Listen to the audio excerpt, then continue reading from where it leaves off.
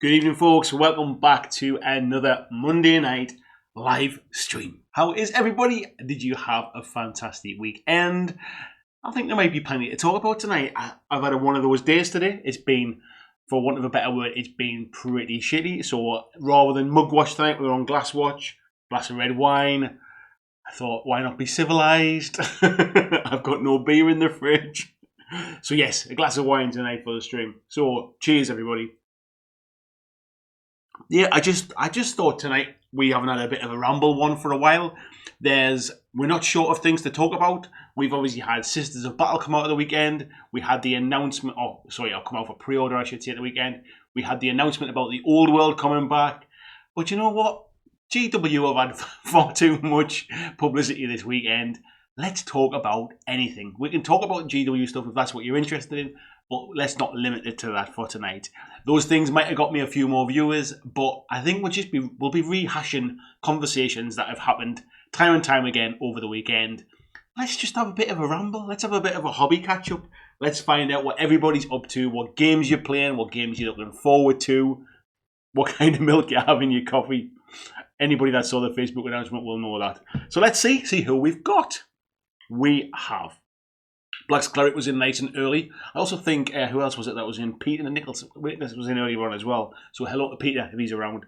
Black's Cleric was in nice and early as well. He's saying he's going to be doing a bit of building and painting during the chat, but listening intently. There's a few people who told me, first of all, hello buddy, how you doing?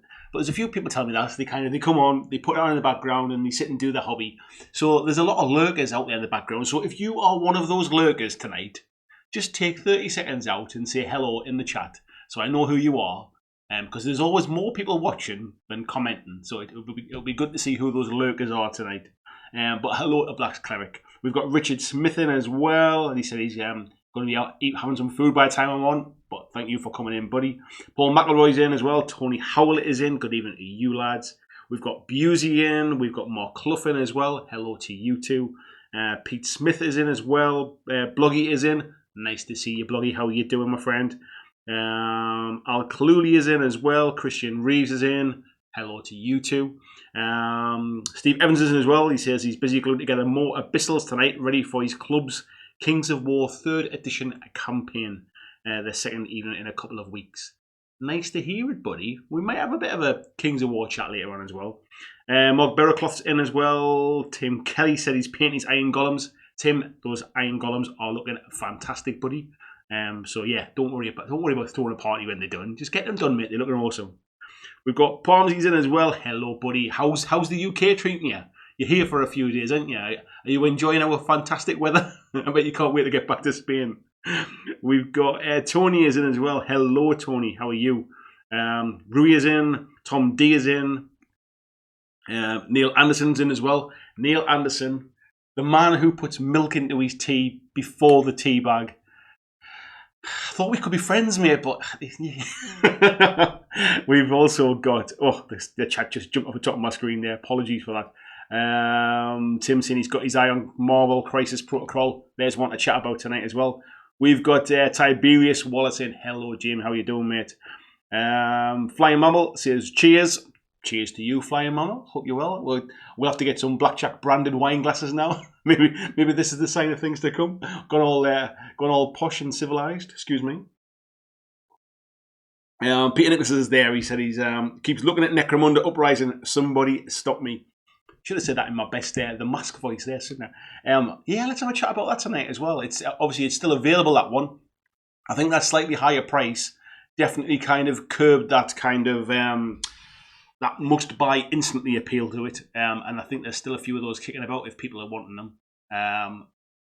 I'll be honest, I'm really tempted as well. I was having a chat with Jay Finnegan from Top Table Gaming, and I came into a little bit of money that I wasn't expecting. Not a huge sum of money, but enough that it would have bought me Dark Uprising.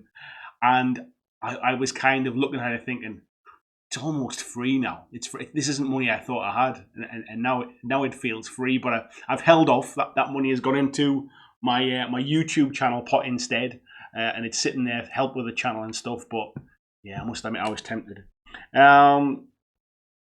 Blizzards is in. Hello to you, buddy. We've also got Barry Kleiber says howdy to you, sir. Peter says, I can't remember the last time I drank wine. I'm sure I've said this story before, but I used to have a job where my job was to taste wine. I was a wine taster. I'm sure I've said that before, so I won't go into details. But if I haven't said, please let me know. We've got Aggression in as well. Says, evening all. Hello, sir. G Daddy Gamer says, hi all as well. Tiberius says, oat milk in his coffee. I don't mind a bit of almond milk or a bit of coconut milk. I don't think I've ever tried oat milk. We've got Casper in as well. He says, hello, lurking here. Thank you very much, Casper. Nice to see who the lurkers are. We've got Skullmunch saying, evening. Hello, buddy. How are you doing? We've got Robert Fennelton in as well. Hello, fella. Andy Smith says, you're not in the jungle with the rest of the Bayer Grove cast. I don't think I've quite reached that fame yet. Maybe if I can get to 10,000 subscribers, they might start knocking on my door. I think they've used up all the other kind of like Z-list celebrities. I think they'll be getting down to kind of 10,000 subscriber YouTubers at some point. Ian Webb is in as well. Good evening, Ian. Al Krabby says, I'm 85% lurker. Do you like to think what that other 15% is, mate? Mark said he's lurking while working. It's the best way to do it, isn't it? Best way to do it. Miniature Adventures is in. He says, great to see another handsome devil beside myself on YouTube. Of course, sir. Of course. Handsome's not a word I would use, but thank you. I appreciate the comment. Steve says he's on the Cotterberg cider tinny tonight. Don't mind a bit of Cotterberg. I don't mind that one, mate. Is it just the normal one, or is it a particularly flavoured one?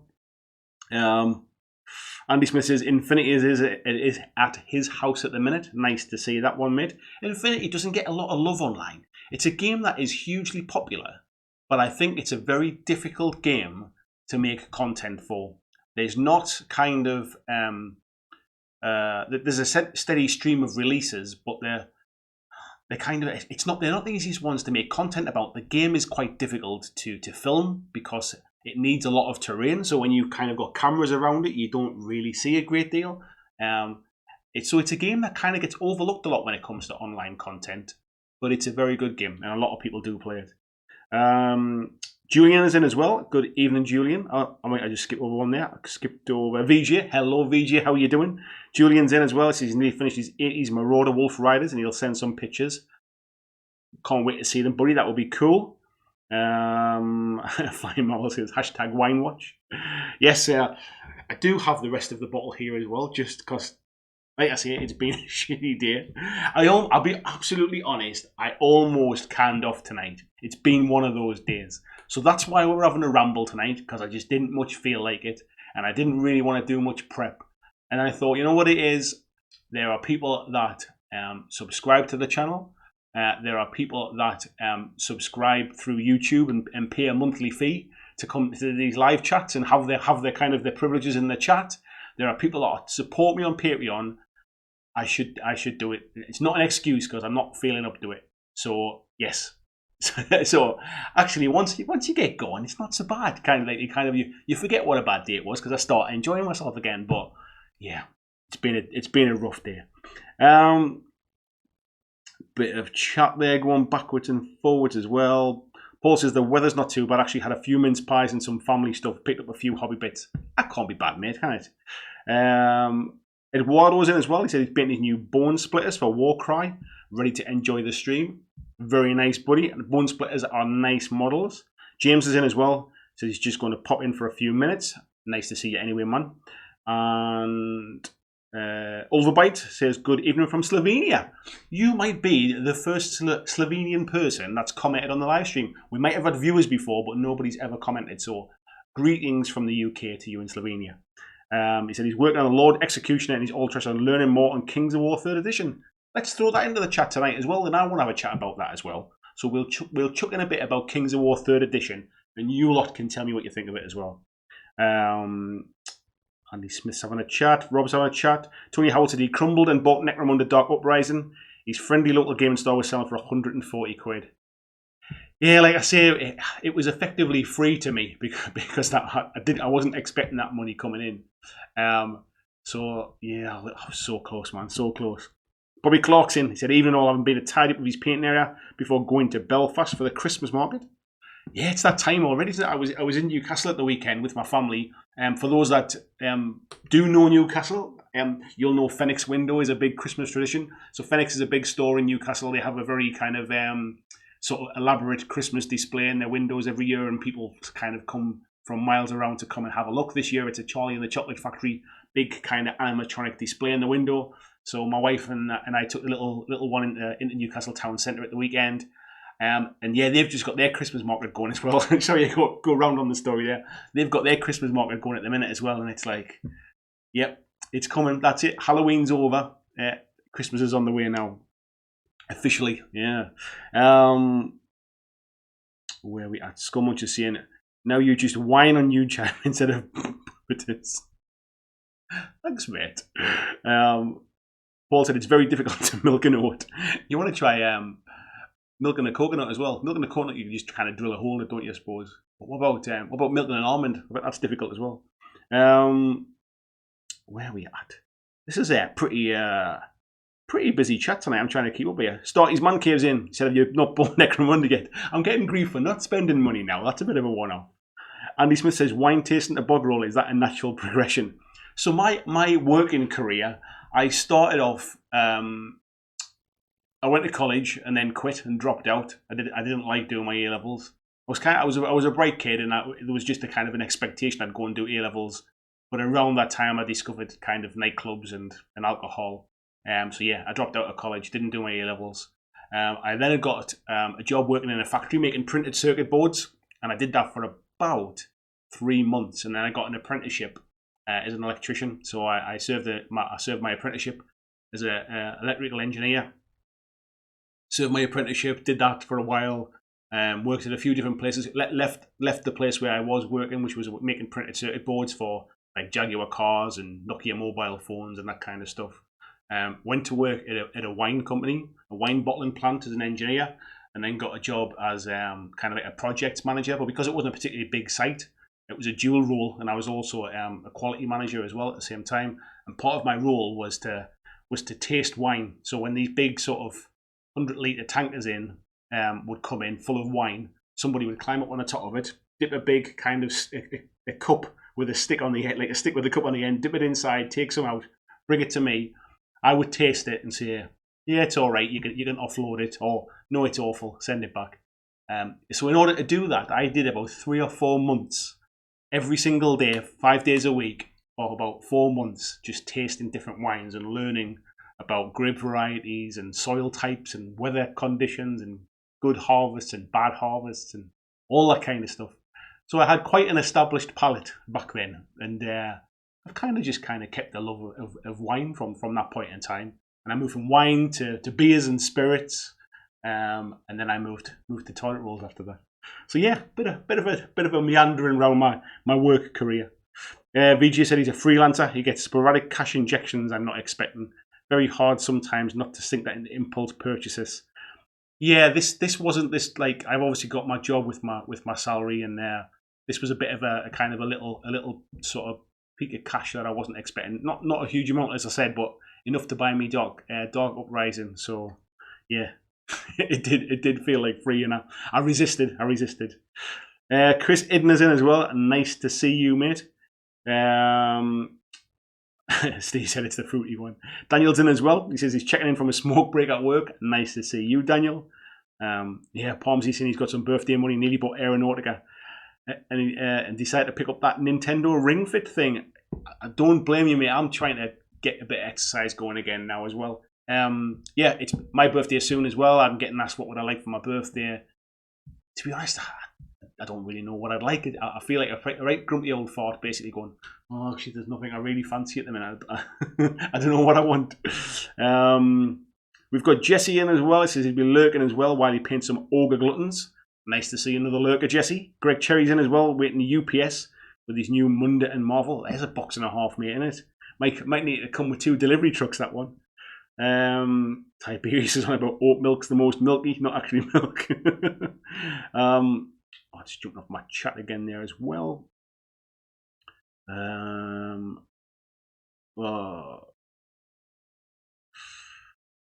Where is it? Where are we at? Tony said he'd go for it. Rumble chats are cool. I like them. Yeah, it's just going to be a rumble tonight. Barry says he's played a demo game of Fire and Ice this weekend. Our local store had their 3rd anniversary. Fire and Ice. What is Fire and Ice? Is that an expansion for something, or have I completely missed what that game is? VG says it's that level of commitment we appreciate. Oh, that's got. Just you're so far behind the chat I am now. Yeah, you know when you just really don't feel like doing something, and you kind of give yourself a bit of a shake and just go, look, like, it's not like people are kind of like relying on me as such, or maybe they are, I don't know, but I just feel an obligation really. If people can take time out of their day to come and watch, and people can dig into their pockets and support what I do, it's the very least I can do is at least kind of come and show my face when I don't feel like I kind of up to it. And of course now I'm doing it, everything's fine, and I'm glad I did. But yeah, these kind of things are sent to try us, I suppose, aren't they? Where are we? Tiberius is saying I'm miffed because I tried to bid on a guitar on eBay and missed it. What kind of guitar, mate? My two oldest sons are really into guitars, one more than the other as well. They've had kind of guitar lessons since they were must have been about 7 or 8 year old, I think, and they turn 17 tomorrow. And yeah, Sam especially, he's been saving up. He's got a very nice Les Paul Gibson guitar that he's saved for years to buy. He's really into his guitars and stuff, and he's got this kind of special, as you can tell, I'm not the musician in the family. Really special guitar that he saved up a long time for Christmases. He kind of said, "Can I have the money for Christmas?" and put it to one side and save for my guitar. And he got, eventually over a few years managed to save up enough money to buy this one he wanted. So yeah, he's kind of proud of that one. Rui says a topic suggestion: what war game that you always wanted to play but there's no one in our area to play with? For me, it's Carnivale from TT Combat and Acton Cthulhu. That is a good topic, mate. I'll come on to that in a second, actually, because that might lead me on to something else to talk about tonight. Paul saying, anybody played Apex Predator Beastgrave mode? Apex Predator Beastgrave mode. Don't even know what that is, mate. Daddy Gamer said he's homesick today, so able to catch the stream. I hope you're feeling better, sir. Wine might not be the best right now. Yeah. Miniature Adventure saying, I wonder how Marvel Protocol compares to Night Models Marvel game. They seem similar. Well, Night Models are just releasing a 3rd edition, aren't they, of Batman? And there seems to be a bit of mixed comments from the community about that. I'm not as close to the game as I've never played it. I like to keep kind of informed with games and stuff that's going on. The information I get from kind of sniffing around online is that all of the models can be used in 3rd edition. However, there are some people seem to think that it's changing the way the game plays and not necessarily for the better. But this might be coming from more experienced players. Maybe the new version is much easier to get into, and it's just that these players are used to a certain way. So I can't say it's better or worse, but I think the main community are a little bit nervous about it. Daniel saying more Bone Reapers being painted after work. Yeah, mine are all done now from my box set. The video is it's all compiled together. I need to kind of put a voiceover over the top of it and stuff like that. But yeah, mine's all filmed, ready to go. It should have been up by the end of last week. Just got too busy with bits and pieces. Hopefully it'll get up this week. In fact, it will get up this week. Definitely. Steve said, Kings of War 3rd edition, best game ever, but I'm a Mantic fanboy. So Steve, then, let's kick off a bit of chat about Kings of War 3 while we're kind of diving around the chat and stuff. And we'll keep referring back to it. Because somebody commented a little while ago about what's the game that you've always wanted to play but nobody locally plays it. Now, that game for me was Kings of War. Nobody locally plays it, or they certainly didn't. And I started up a Northeast Mantic Club on Facebook to try and pull people together. Now, gradually over time, what's happened is now there's about maybe 5 or 6 people now who meet on a regular or a semi-regular basis and play lots of different Mantic games. So I decided it's only fair I give the game I set the group up and I've never attended. And it's only fair I give the game a try. So I will be having my first ever game of Kings of War, my first ever demo game of Kings of War on Thursday night this week. I have Thursday night free. It's a rare thing. I normally don't have Thursday nights free. That's when the guys meet at the club. So I am meeting them and they're going to give me a demo game on Thursday. So that answers the kind of the question from, I think it was Rui that raised that one.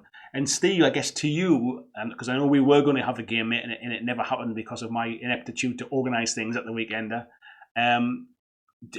Have you played much of third edition at the minute? Is it much better than second edition? Is it fairly similar? Is it just a tidy up rather than an overhaul? What do you think of the new book? Give me a little bit of background, mate. Let me know what you're up to on that one.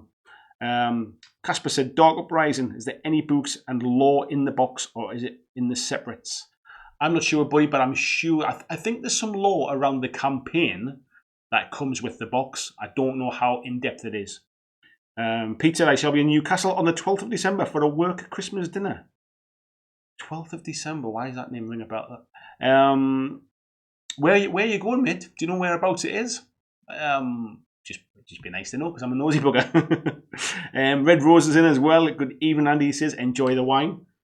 Thank you very much. He says, I'm having a glass of red too, but mixed with some blood orange. Just listen to you while editing a battle report. I don't know how you do that, buddy. I can't do anything else while I'm editing. I have to sit with full concentration, headphones on, and I have to just sit and watch it. I can't be distracted, otherwise it takes me forever. It never gets done. Christian's linking up the Facebook group there as well. Thank you very much, Christian. Like an awesome moderator there. Yes, if anybody isn't already a member of the Facebook group, please do come and join. Al Cluley just said before I jump off the top of my chart, where was it? I think he said Marvel Crisis Protocol, a Batman miniatures game. It's a bit of I'm torn with this one because I am by far the bigger Batman fan of the two. Batman is my favourite comic book ever.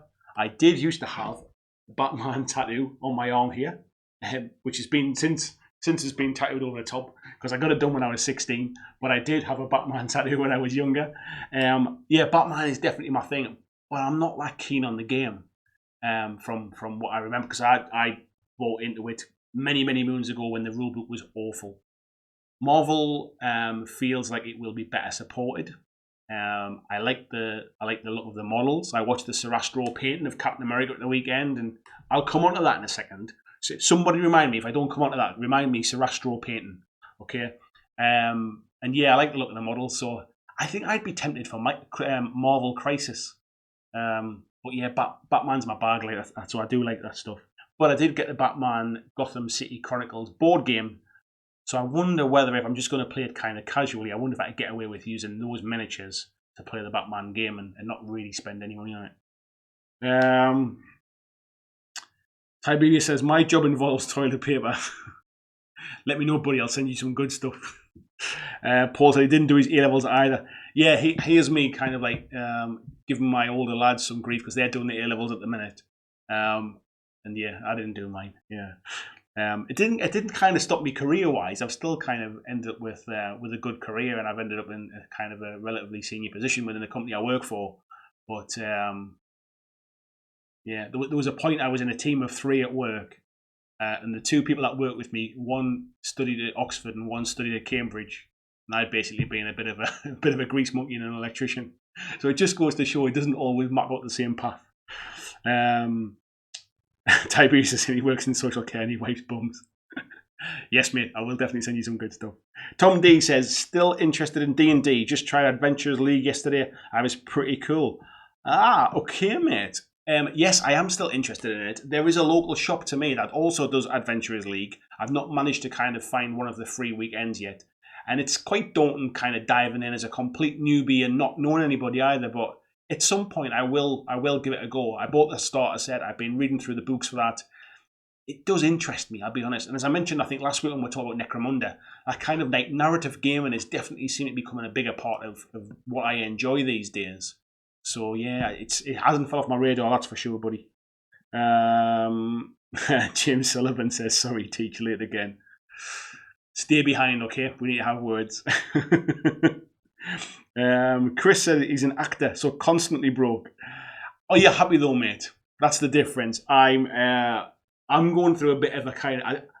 it's not a midlife crisis, but I think I've reached a point in my life where I've realised that corporate careers are definitely not what I was about. And I need to get out quickly and as fast as I can. So if you're an actor and you enjoy what you do, I bet you're still glad that you do what you do. If you enjoy it, if you don't enjoy it and you've got no money, it's definitely time to find something else, man. Phil F. Peter said, I thought my old job was shit. Starky's Man Cave says, Zone Mortars is dribbling Homer Simpson voice, then ad free. I have also been drooling over Neil Anderson's pictures that he put up at the weekend as well, where he picked up his box. And yeah, it's funny when you see them online, you see pictures online and all the GW market and stuff. There's something about when just kind of like one of us, you know, your average hobbyist dude, or girl for that matter, when they get hold of one of these sets and they start putting them together themselves and you see them on somebody's kind of painting table, you get a real feel for kind of the scale of them. You get a real feel for how they look in reality when they haven't had the fancy kind of studio paint jobs. And I must admit, it looks pretty awesome. It looks pretty awesome. Neil's just Neil comment underneath actually there. Tony said, Andy, you need a nice comfy pair of slippers, a pipe and a brandy glass. I'm not really a brandy fan. I do like whiskey. Whiskey is kind of like, if I was going to have like spirits, whiskey or like a Kraken rum or something like that, are my secret tipples. But yeah, I don't drink a lot. It makes it sound like I do now. I don't drink very often. But yeah, I do have a wide range of favourites. Blizzard says, how cow, I just realised my birthday is almost here. Well, almost happy birthday to you too, buddy. It's almost my birthday too. And through the process of elimination, seeing as how I said it was one Monday this month, and there is only one Monday left this month, which would be next week, I think putting two and two together, it'll be my birthday on next week's live stream. Andy said it's fine, he's on the wine. Tiberius is saying, I want a G2T Steinberger copy. Wanted it because Bowie played one on the Valentine Day video. Yeah, it's nice to kind of have those old classics. I used to work with a guy who had a Brian May. I don't even know what kind it was now, but it was like a Brian May replica type thing, and he was there. He thought that was awesome as well. Andy Smith said he wants to try bolt action. Anybody else not tried bolt action who'd like to try bolt action? I got the starter set from Warlord and I went through and I've painted up the miniatures from the game. I've not had a chance to play it yet. However, they haven't really grabbed me, if I'm honest. I think it's the lack of, and I hasten to say it because they're kind of they're representing people who lost their lives here, but there's a bit of a lack of character to a very serious World War II game. I'm not a massive history buff. I did start to dive into it, and I learned a lot by kind of painting those models because I sat and watched loads of documentaries and stuff and movies, and I learned a lot of the history. But there's just something I think about almost being forced down this route of you need to paint them this colour. And before people say you can paint them what you want, like I'm not going to paint a load of kind of pale blue like US Marines, am I? You're going to paint them kind of greens and browns and stuff. So yeah, I think that's what I think. The hobby side of it didn't grab me the way I hoped it would. Paul saying Apex Predator mode for Beastgrave. The card comes with new White Dwarf. I haven't got the new White Dwarf, mate. That'll be why I've not heard of it then, mate. Chris is saying Shadows of Brimstone and Gloomhaven, both ones I'd like to play, but nobody I know plays. Yeah, Gloomhaven's another one that I would like to give a go to. Somebody told me you can play it solo. It's over like £100 for the box set, and I thought, will I ever really play through it solo? So yeah, it's something that's kind of on my to-do list, but yeah, no closer. Barry said, Song of Ice and Fire. That's why I didn't catch it before, mate. Rank and Flag game with some twists. I've heard lots of good things about it. One of the negatives I heard about it was that it was really difficult to get a hold of some of the bits for it, and I think the release schedules were a little bit kind of not great. But I've heard the game's pretty good. Never played it though. VJ said he's feeling a bit down at the moment personally, very busy with work, but lost a major client. I did catch you'd said that, mate. Sorry about that. Said his 43rd birthday coming up, but my birthday gift to myself, front row tickets to see Kiss in concert, just got cancelled. Oh man, you are not having the best of months. 2020, mate, will be your year. You might have lost one client, but you'll replace them with two much better ones. I'm sure better things are around the corner, man. Mark said he wants to try the Harry Potter miniatures game. Not sure if I'm more worried about enjoying it than hearing it. Blizzard says Kings of War 3 is amazeballs. So then, Blizz, what's your army for Kings of War 3? What do you play? Steve's having a chat with Andy Smith there. Miniature Adventures about the Harry Potter game, so it was better for money on first edition. Loads of chat there just jumped off my screen. I'll see if I can find it now because I'm well behind the chat now. They lowered second edition. They lowered the quality. They were supposed to improve the quality in second edition. Simon York is in. He says, "Do people think Mantic will ever bring out new dwarf and elf mini ranges for Kings of War?" After hearing Mantic talking about stuff, they tend to not like to bring out new ranges of stuff they've already got, unless there's a huge demand for it. So because basically the way Ronnie talks about it is it's thrown away good money. You spent a lot of money to get those sort of plastic molds made, and to just redo them, to not massively sell a lot more sort of models feels a bit wasteful. That's why a lot of that kind of stuff seems to come, like the Battalions, for example, came through Kickstarter money from Vanguard. The dwarves, I think, are quite nice, actually. They're quite characterful. They don't fit together particularly well, but I do actually like the models. The elves aren't everybody's taste. I actually quite like them, but I do agree they're very Marmite. They're not kind of... they're very spindly, I think. I might have just said that as well.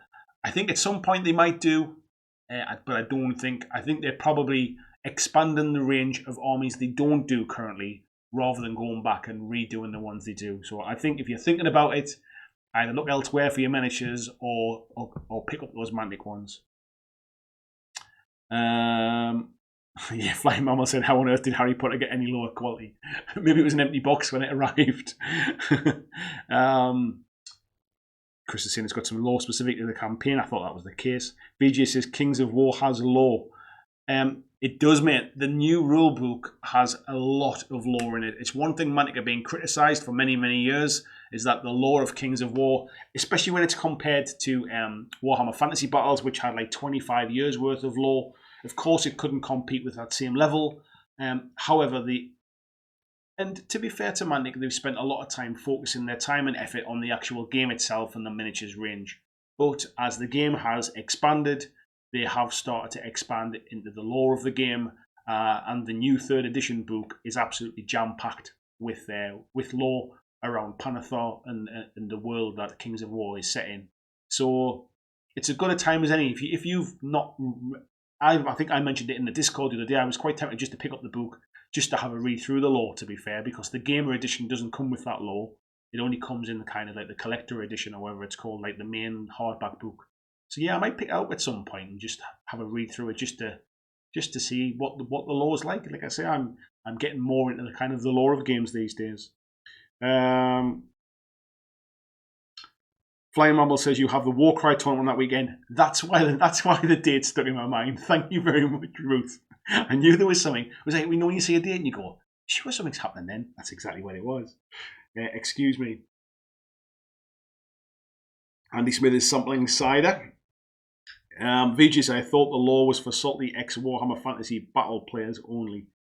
I think the lack of law has been one of the things that the ex-Fantasy Battle players have bemoaned the most about Kings of War. It's one of the things that gets thrown at Kings of War, about how there's no law to it, there's no story, there's no reason to pick any one particular army because there's nothing special about them, if you like.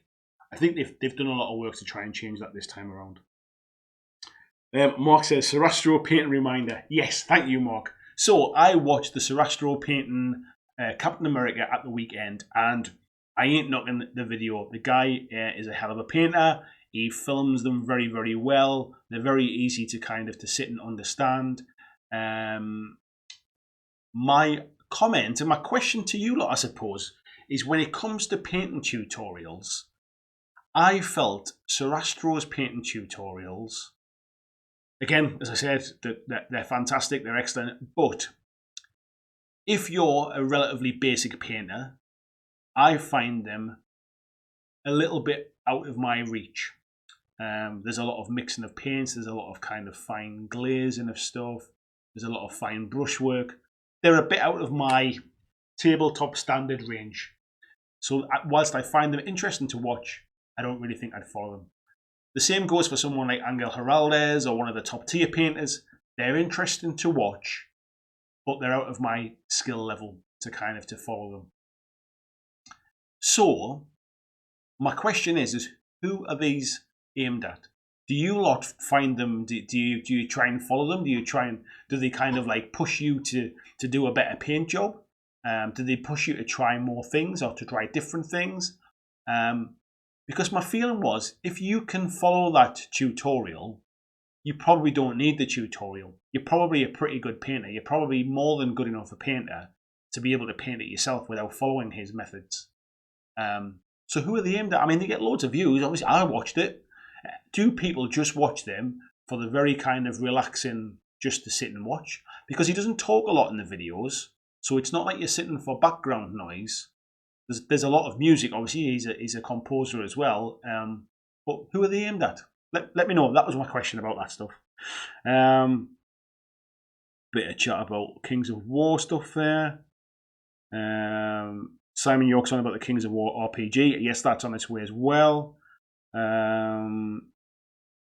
Stevenson, he hasn't played much 3rd edition yet. Only about 6 small-sized games as he's got a 2nd edition tournament at the end of the month. Yeah, I did hear that somewhere else as well. I can't remember who it was I was talking to.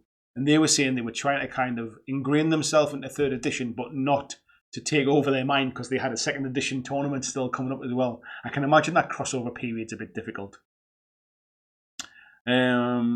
Tiberius, Peter saying about Sorastros as a toilet paper joke. No, it's not, buddy. Tiberius is saying he's bought the 3rd edition Kings of War and he saw the 2nd edition box for 40 quid on Amazon. Yeah, the model count will be good for 40 quid. Maybe that's a good way to kind of get a foot in the door with that game. Tiberius says, and I'm having a midlife crisis while I'm young enough to enjoy it. I had considered that as well. I'm 44 next week. But there again, I intend on living a long and fruitful life. So this could still be my teenage years in the grand scheme of things. Maybe I'm not midlife yet. Tony says, agreed on corporate career is not my cup of tea either. I'm out now and much happier for it. I am very, very sort of, obviously I'm trying, I've gone on about this before. I'm trying to kind of turn this stuff I do now into some kind of part-time wage. But I'm so close to just walking away. If it wasn't for the fact I've got bills to pay, I would be walking away. I'm trying everything I can do in the background to try and find alternative sources of income. Not selling my body, it won't earn me anything, but to try and get multiple kind of smaller sources of income where I can get to a point where I can just go, that's it, I can't do it anymore, I'm walking away. And then I'll kind of dive headlong into this stuff and I'll have loads of time on my hands and then maybe be able to close the gap that way. But yeah, I think I made my mind up about 12 months ago, and then ever since then I've just been looking for that route out, and it gets harder. But I've definitely made my mind up. It's definitely not for me a long time. Andy Smith says midlife crisis, colouring his hair next. I think it's colouring my hair, mate. That's made it do this. I did many years ago. I was a 21-year-old and I went to Tenerife on a lad's holiday for 2 weeks, and I bleached my hair. And I thought I'd get it done before I went, not realising that kind of it would grow back as fast as it did, or it would grow as fast as it did. So I ended up with like a load of kind of like dark haired roots about 2 or 3 days before I went. So I got it bleached again. So my hair got bleached twice, and I had a full head of hair back then. I still to this day blame bleaching my hair for the fallout. Rui is saying 30th of November is a release date for Judge Dredd from Warlord Games. That's just jumped off my screen as well. Let's bring that one back. Where was it? I love the comics and the movies. Yeah, I'm a big fan of the comics and movies as well. I'm just not so sure about what the long-term plans from Warlord are. It's one of them games where I feel like if it grows over time and people play it, I could maybe dive in later, but I'm not chomping at the bit to dive in straight away. Paul says can't beat a good pair of slippers. Mark says can't beat a bottle of Kraken. Yes, I do. I went out with my wife. We had a babysitter for the first time in a very long time on Friday night. As Chris Idden will tell you, because I told Chris I was having an awful day on Friday. And I'll come to the reasons why I was chatting to Chris on Friday. And I told him I was going out. And yeah, I did have a sore head the next day, mate.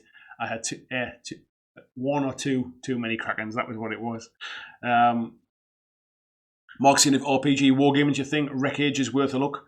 Post-apocalyptic background and easy to pick up mechanics. I've seen Wreckage a couple of times at different conventions and stuff. The guys that did it, I think they kickstarted it, didn't they? A guy or a couple of guys who kind of created the game. And it always looks really cool, but I've never managed to kind of get close enough to have a try of it. But good to hear some good words about it. Peter says he's already had his birthday this year, so he must be older than me. I'm sure you are, mate. I'm sure you are. I'm sure you're 45.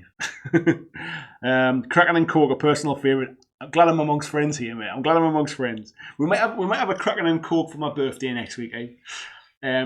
Steve saying new rule book is ace, 400 pages, loads of background material if that's your thing. Starter set is also great with softback book. Yeah, to be honest, I'm not as fussed on getting the new starter set for those two particular armies. They're not particular armies that really kind of light the fire under me. So I am tempted to pick up the book. So at the very least, I've got something to kind of like read and try and immerse myself in the lore, and that might lean me towards a particular army or something. Because I'll be honest, I'm kind of struggling. If I have this game on Thursday and I enjoy it, I'm kind of struggling with an army to do because none of the models really.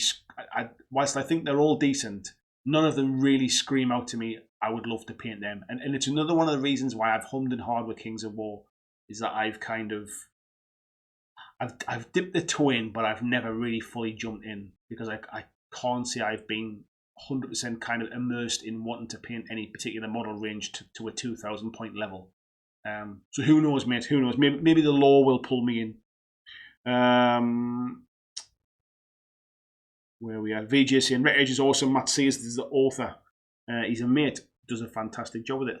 Good to hear. Good to hear, mate. Andy Smith says, don't drink much, you had it delivered by truck. I did, but then I had to have a mouthful of it and spit it out. So I still didn't get to drink it. There's a few Kraken and Coke comments here. Barry's saying he's been building his bolt action army. I like the second edition rules. G Daddy Games has been tempted to look into Malifaux 3rd edition. I've been tempted to look into Malifaux 3rd edition as well. And another one, I actually went to buy the rulebook for that a while ago because, again, I love the lore of Malifaux. And the rulebook was sold out everywhere. I couldn't get my hands on it. It is available online as a PDF download if you just want the games for free. If you just want the rules, rather. But yeah, I wanted to kind of read through the lore and stuff. So yeah, I've not managed to have a go at that yet. Murfolk Bear's in as well. Is it Bear? Bear, I should say. Murfolk Bear. Sorry if I butchered your name there, buddy. You see, I hear Flames of War is even more serious. Yes, I think it is, buddy. I think it is. Tom D. I think. Sorry, Tom. I think that basically bolt action is a bit more 40k-ish, written by people who used to write 40k rules. I think Flames of War is a bit more rivet countery, as they would say. Couple of chat there about Mage Knight as well. Noxie's in as well. It says, hey people, just building some Chaos models. What are you building them for, mate? Chaos for what? I'm assuming Chaos Noxie will be 40k, is it, mate? Chat there. VJ says, thanks, Andy. Really appreciate the positive words, mate. I am all about the positivity now, mate. I'm having a bit of a shit time of it myself when it comes to work, but I am trying to. Good things can only come if you put the effort in, mate, and you do the things that you love to do. Good things will come from it. That's how I have to look at things, mate, and I'm sure that's the same for everyone. Foible Games is in as well. It says, howdy chaps. Howdy chap to you. Blizzard's is saying he's building Northern Alliance, and he's also bringing his Skaven over to the Ratkin. So when it comes to Kings of War, I know I could go and pull models from anywhere, But I kind of feel like if I'm going to do stuff that ends up on the channel, it's only fair that I talk about games with the miniatures from them companies. If it was just a bit of a quiet little hobby thing in the background, I could use Games Workshop miniatures, I could use Warlord miniatures, whatever they are for different ranges for Kings of War. But I kind of feel that it's a game that if I do enjoy it, I would like to do stuff on the channel for it. However, I'd prefer to do it with Mantic models. So I need to find a range that kind of really grabs me by the short and curlies, as they say. Tiberius is saying on Mantic Elves, Ronnie had a dig at them the other week, so you never know. I think, yeah, I've just seen Steve saying new elves for League of Infamy as well. I think the problem is League of Infamy didn't do particularly well, did it? So I don't think it's going to get to the point where it funds a full new army range. It'll probably fund some that will find their way into Vanguard, but who knows if they want to spend some money and like extend the range, I guess.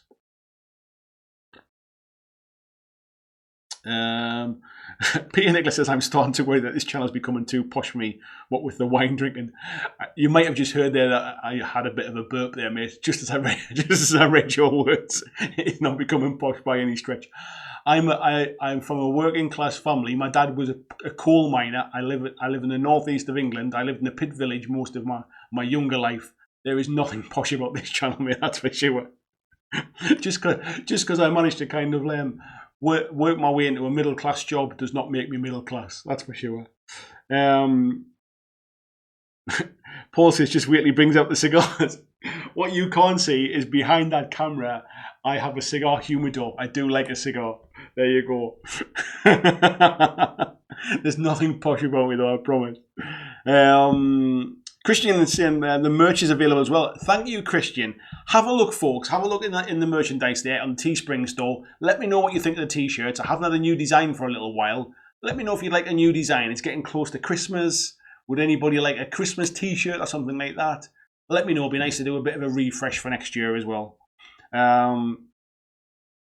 VJ says it depends if it's from a bottle or a box, mate.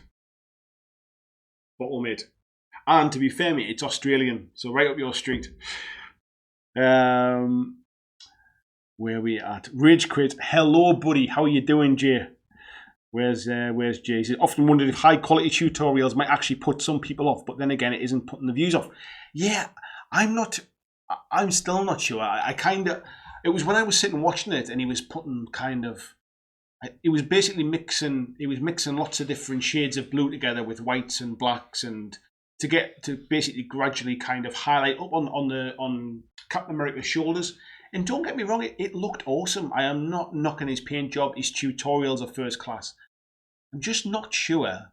Like, it's what I basically said to my wife as I was sitting watching it was, you're either a basic tabletop painter like me, and that is kind of a step too far, or if you're that good a painter that you can do that, you can already do that. So why? Why bother? Why follow it? Is it just for the entertainment value, or are people actually watching it to learn the next step, if you like? Mark saying he watched all of his Black Plague ones, and although I know he's way over my level, I used the base techniques. The Black Plague ones, mate, were the first ones. The Zombicide videos he did were the first videos I ever watched on his channel, and they were much more basic. He definitely started off as, I remember watching his Star Wars ones as well. They were a little bit more basic. And when I say basic, they were kind of, there was a lot of washers used. There wasn't like 2 and 3, 4 layers of stuff. They were a really, really good, high quality tabletop standard, aimed at people maybe just wanting to take the next step from base coat and wash. And I would say that those early ones were fantastic. These new ones are still fantastic, but I just feel that the standard is just a step. It's a step out of the range of the person that wants to just get them painted. And anybody that wants to paint at that level, I'm pretty sure they know what they're doing. That's kind of, yeah, well, I'm not sure. Christian and Cindy, watch painting tutorials that help come up with new recipes. My dog flesh recipe is adjusted Vince Venturello one. So you're a cut above me, mate, when it comes to painting. And so do you feel like are you learning something from them that you don't already know? Because I get the impression you're a decent painter and you don't need them tutorials. Are you just learning the odd little tip and trick? Is that what it is? Because I'm trying to get my head around it really. Because the painting tutorials, like I've got my Bone Reapers, my Ossiarch Bone Reaper video that'll come up this week, but it is aimed at people that want to get them on the table relatively quickly. They look half decent, tabletop quality, and they may be a bit nervous about painting a full army. Maybe it's the first time they've painted an army. Maybe it's the first time they've painted more than a single model, and they're wanting to kind of take it to bigger scale and stuff. The stuff I will be doing will be aimed at beginners. Whether you want to get something done fast and you're a decent painter and you want to try and learn from it, or whether you're just dipping your toe in and you're a little bit nervous about painting for the first time. So I feel like my painting tutorials have an audience. I'm just trying to understand who the audience is for that level, and maybe you're right, mate. I'm just surprised there's so many people watch them. I get the impression more people watch for the quality. The guy does a good job. It looks great at the end, and he makes a very, very good video. Henry Mendes is in. Good evening, Henry buddy. He said he's anxiously waiting for Reichbusters at the end of February. Yeah, that's not too long, mate. I remember seeing those miniatures when I was at Mythic's office not too long ago. You will not be sorry with them when they arrive, mate.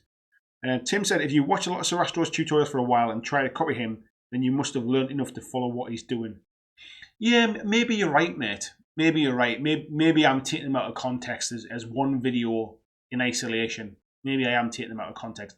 The reason I call this one is because this is for Marvel Crisis Protocol. It's the first video he's done painting the miniatures, and my impression is that this might be a game very much along the lines of kind of Star Wars that might have brought a lot of people in for the first time rather than seasoned gamers as well, if you like. And I just thought it would be a more entry level, if you like. Tiberius says, have you thought about selling narcotics? I always give it a try, can't I, mate? Not on Monday nights though, I'm too busy. Neil says, Sarastro gave me a painting style to try. I got a painted snow speeder out of it, but haven't revisited. Gave me a bit more knowledge. Okay. It's interesting, and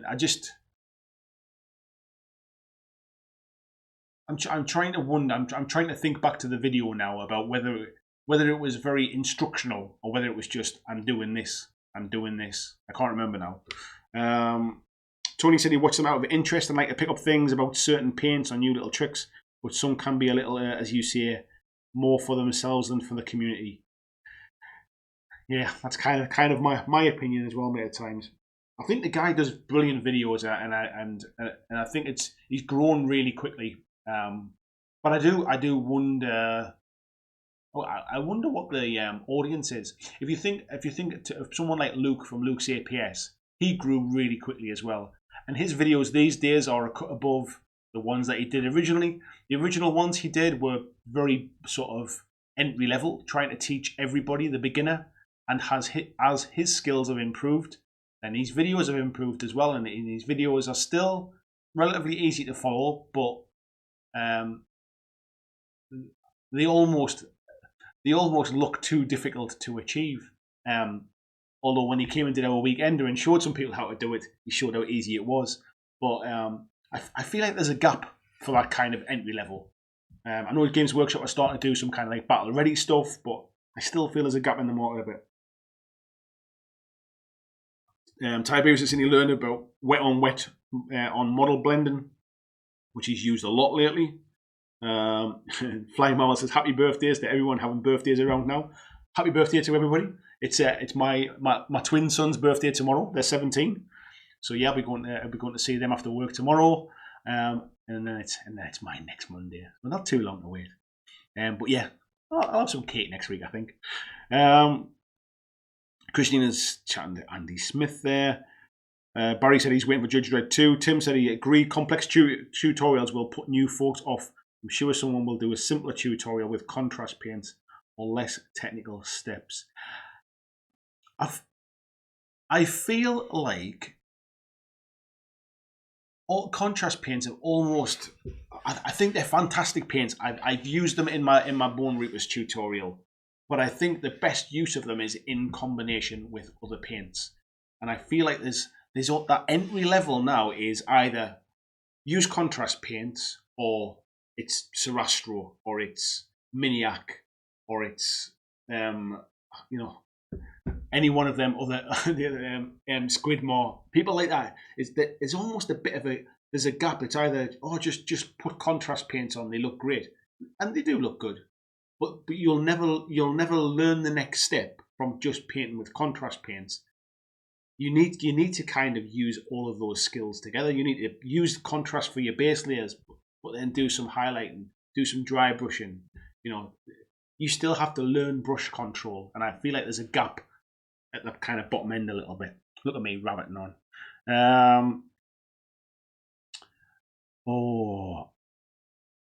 I'm just reading about cracking with ginger beer and lime. I need to try that, buddy.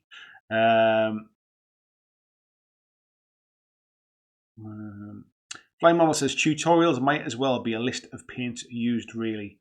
Yeah, I understand that as well. And I think unless you are teaching as part of a tutorial, it is just a watch me paint video. You need to, and I try to do it in mine, and whether it's successfully or not, I try to explain the techniques I'm doing and why I'm doing it. And like I say, they're aimed at basic painters or entry level painters, because that's what I am really. I've never really stretched from out of that.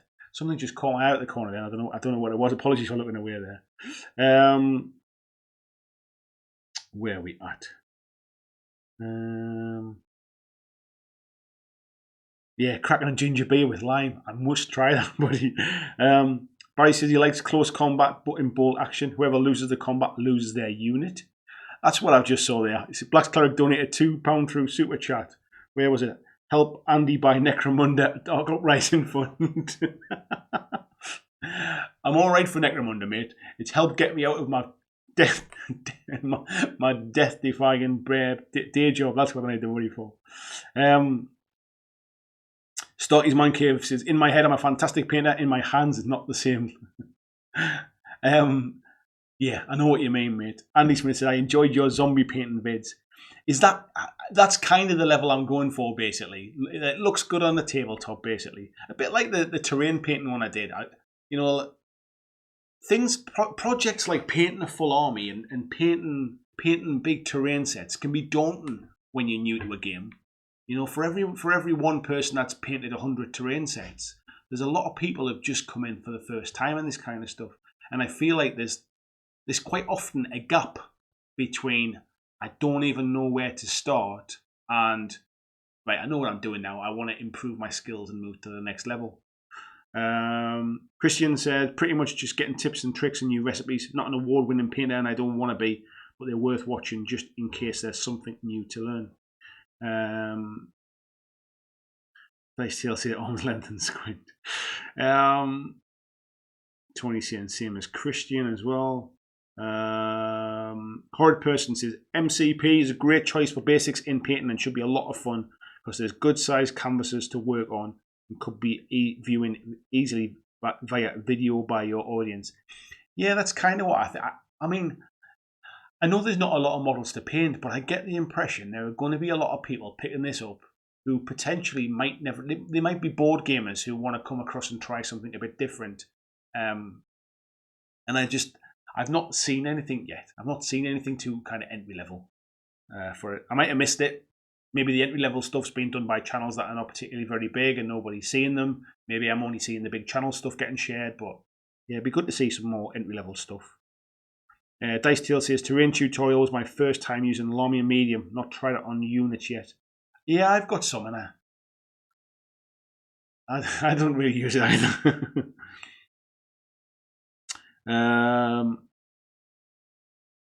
Tiberius says, Sarastro I find is more of a painting tutorial course. You don't follow one, but you watch them all and take in information by osmosis. You do, but like I say, that they're set up as a bit of a kind of.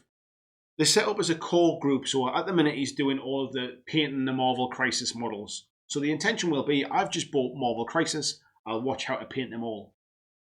But they're a bit of a step too far for entry level. That's kind of my point, really.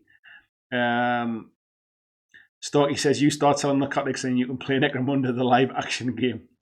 Yeah, stim shots, eh? Rage Crit said, I tried some basic painting vids. I've been talking to Watch It Paint It. He does some good basic tutorials. I've not seen a lot of that stuff. Scumwood says, when's the other twin's birthday? 6 minutes before the other one, mate. VJ saying, your birthday's the 25th, Andy. Mine's the 27th. Nice and close then, mate. We'll have a joint celebration next week. Eduardo says, which painter were you talking about? Missed the name. Sarastro is the one I'm talking about. I don't know if you're talking about anybody else's. Flying Mammal says, yours is the week after, is it? Is it really? I didn't realise yours was December time. Or is it like late November? Happy birthday for that anyway. You have to let me know. Chris is saying, Cujo's good. Darren Latham's channel's good. Again, I think they're fantastic painters, but I do get the impression they're designed for what they are. They're fantastic painters who are trying to teach people more kind of higher skill levels, I suppose. Thank you very much, Black's Cleric, for that donation as well. Let's just come back to that now in the chat. Gene saying there, use the paints you are most familiar with. Yeah, that's kind of what I do, to be fair. Let's just jump off my chat there again. Jesse Lean is in as well. I agreed, I find contrast paints are too spotty on their own, but I love them when used in combination with other paints. Yes, I am, and I just saw below, contrast I find is better for flesh only. I've used contrast paints on my Bone Reapers, but then I've kind of gone another step from that and dry brush over the top of them as well. And it gives a really, really good finish for a really kind of quick effect. But then I wouldn't want to use contrast paints across the rest of them because I find that the other parts, the armor parts, are relatively small and more difficult to control. I'd end up spending more time tidying up, I think, afterwards, which is the point where layering a couple of colours on smaller pieces becomes like, it's still entry level, but it's just the next step from slapping contrast paints on. Chris is saying, so I need a bottle of Kraken as well as a kebab. Are you asking me out on a date, mate? Flying Mammal said, so many birthdays. Yeah, all coming at once, aren't they? VGS is looking forward to winning the Warcry tokens competition. Yes, that is next Monday. I'll be drawing that. So if anybody hasn't seen it, head across to the video that I released during the week last week. You can win a set of the Buy the Same Token Warcry tokens. They will be sending them out themselves as well, so they're going to send them anywhere in the world. Once I pick a winner, I'll pass the name and address on to them, and then they'll post them out. The tokens are fantastic quality. I was just looking, I've got some tokens that I bought for when I was playing Star Wars Destiny, the card game, and they're really poor in comparison. I thought they were pretty decent when I had them before, but they're really poor in comparison. I can't even remember where they were where they were from, those particular tokens, but they weren't from Buy the Same Token. And these ones are they're so cleanly cut out and really well coloured. I would definitely recommend their tokens. But yes, I'll be drawing it next week. Where are we at? Casper said, unfortunately, Kraken is pretty expensive here in Denmark, but I think Bacardi Dark Oak is okay. You were correct, mate. Bacardi Dark Oak is not too bad. Sailor Jerry's is pretty decent as well. Tiberius is saying, Andy, the difference is there's painting videos like Sarastro. If you painted a game to that level, you'd be too scared to knock one over. Tiberius says, yours is a gaming channel. It's interesting you say that, mate, because there is very little in the way of gaming on my channel either. It's just a kind of a hobby channel, really. It's interesting that you see, I mean, how do people see my channel? Do people see it as a gaming channel? I do the odd bit of painting and stuff, but I've done reviews of things, I've done unboxings of things, I have done some gameplay, but not that much. Gameplay is probably the thing I've done the least of. So what do you really see this channel as then? That's quite interesting, that. Gene said, painting, like any skills, you need a foundation before moving on to advanced techniques. Regis has never been a brown rum drinker. I don't mind a little Bacardi occasionally, though. I don't mind spiced rum. Yeah, Morgan. Don't drink much, do I? But I know all the names. Yeah, Morgan Spice used to be a bit of a was a bit of a favourite of one of my friends. Tony said, I was surprised at the multi-part minis for Marvel Crisis. I thought they'd be one piece or at least push fit for some reason. Some of the pieces are really small and fiddly. I didn't realise that until somebody was telling me about that at the weekend. I assumed they would be more like a bit more like the original Star Wars ones, I think, that were maybe in two parts or something like that. I mean, at the end of the day, they are fixed poses, but I heard they were fiddly like Infinity and like Malifaux models. I was surprised to hear that. Gene says medium is great for mixing glazes on the fly. I've used it a lot with my travel paint kit. Where are we at? Animus says, hi there. Hello to Animus, by the way. He says, Brent from Goobertown Hobbies does some very beginner-friendly painting videos. Yeah, I've seen some of his stuff. He does a lot of kind of painting a whole army in 24 hours and stuff like that. Yeah, he's got a very relaxed style to him. Chris is saying definitely more advanced techniques. Alex Kaiser is saying, what superheroes, villains would you like to see in Marvel? Any favourites? I'm not a huge Marvel fan, so I'm probably not into the kind of the more obscure ones. So I guess the ones I'd like to see are probably already going to be there. So I saw the next wave has got things like Rocket and Groot coming. What was the other one that I saw coming as well? I forget now, but for me, it's just the standard. Oh, Star Lord, that was the other one that's coming as well in the next wave. So I guess we'll eventually see all the kind of the main ones, but I like the fact they're throwing in a few obscure ones in there as well. But yeah, my Marvel knowledge kind of gets exhausted by the movies. Really, I'm much more into DC stuff. Glyn says, hi all, just in from Warcry evening. You like to have your Warcry on a Monday, buddy, don't you? Nice to see you. Steve said, whoop, where's he gone? He was saying something about Andy, and that was the jump off the top of the screen. Andy, are you using your abyssals on Thursday, and will we see pictures on the Facebook page? No, I'm not using the abyssals, mate. I'm borrowing an army. Somebody is going to teach me a demo game, and they're going to teach me how to play it. If you want to see where the abyssals are, I will take a picture and send you a picture of the abyssals, mate. Because they're built and they're kind of primed and part painted, but I'm not falling in love with them, mate. I don't know what it is. I think it's because the range of the models themselves. There are some I like and there's some I don't really like, and I feel like I have to put the ones I don't like into the army, otherwise it doesn't get rounded out. So I think that's what's made me stall a bit. I think. Where we at? Christian saying wouldn't mind seeing Venom and Deadpool for Marvel. Venom is definitely coming. I've seen the sculpt for that one. Deadpool can't be far behind, can it really? Bit of chat there. Alcin, his birthday was last week, just to add to the pile. Andy Smith is saying excellent. So glad I've won a mug. Dice Tail says a hype train channel. Do you really think so? I wouldn't say I cover the hype. I talk about the news, I suppose. I don't hype things up. I wouldn't have said. I've been a big fan of Warcry since I kind of had my first demo of it and I read the rules, but I wouldn't say I hype things up. Maybe I do. That's for you folks to choose, I suppose. Tiberius says, I feel your channel is for gamer hobbyists, not specifically about anything but general interest. Yeah, that's kind of how I see it myself, I suppose. Flying Mo said a Monday night live stream channel. It has been recently. Although, to be fair, I've been doing 2 videos a week for the last few weeks now. Features in Morgan's a good drop. Where else are we at? Flying Mo said, I feel like we need a BlackJack Legacy People birthday calendar. Should we get one in the Facebook group?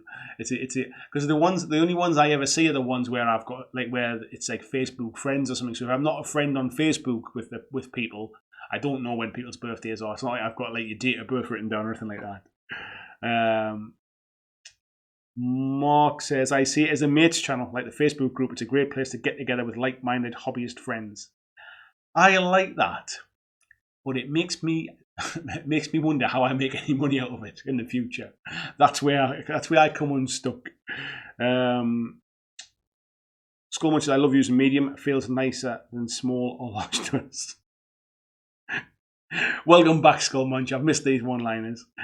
Greg Cherry says the models seem to be giving people issues in the Marvel group. Yeah, I've read that, mate. Lots of the fiddly bits and pieces.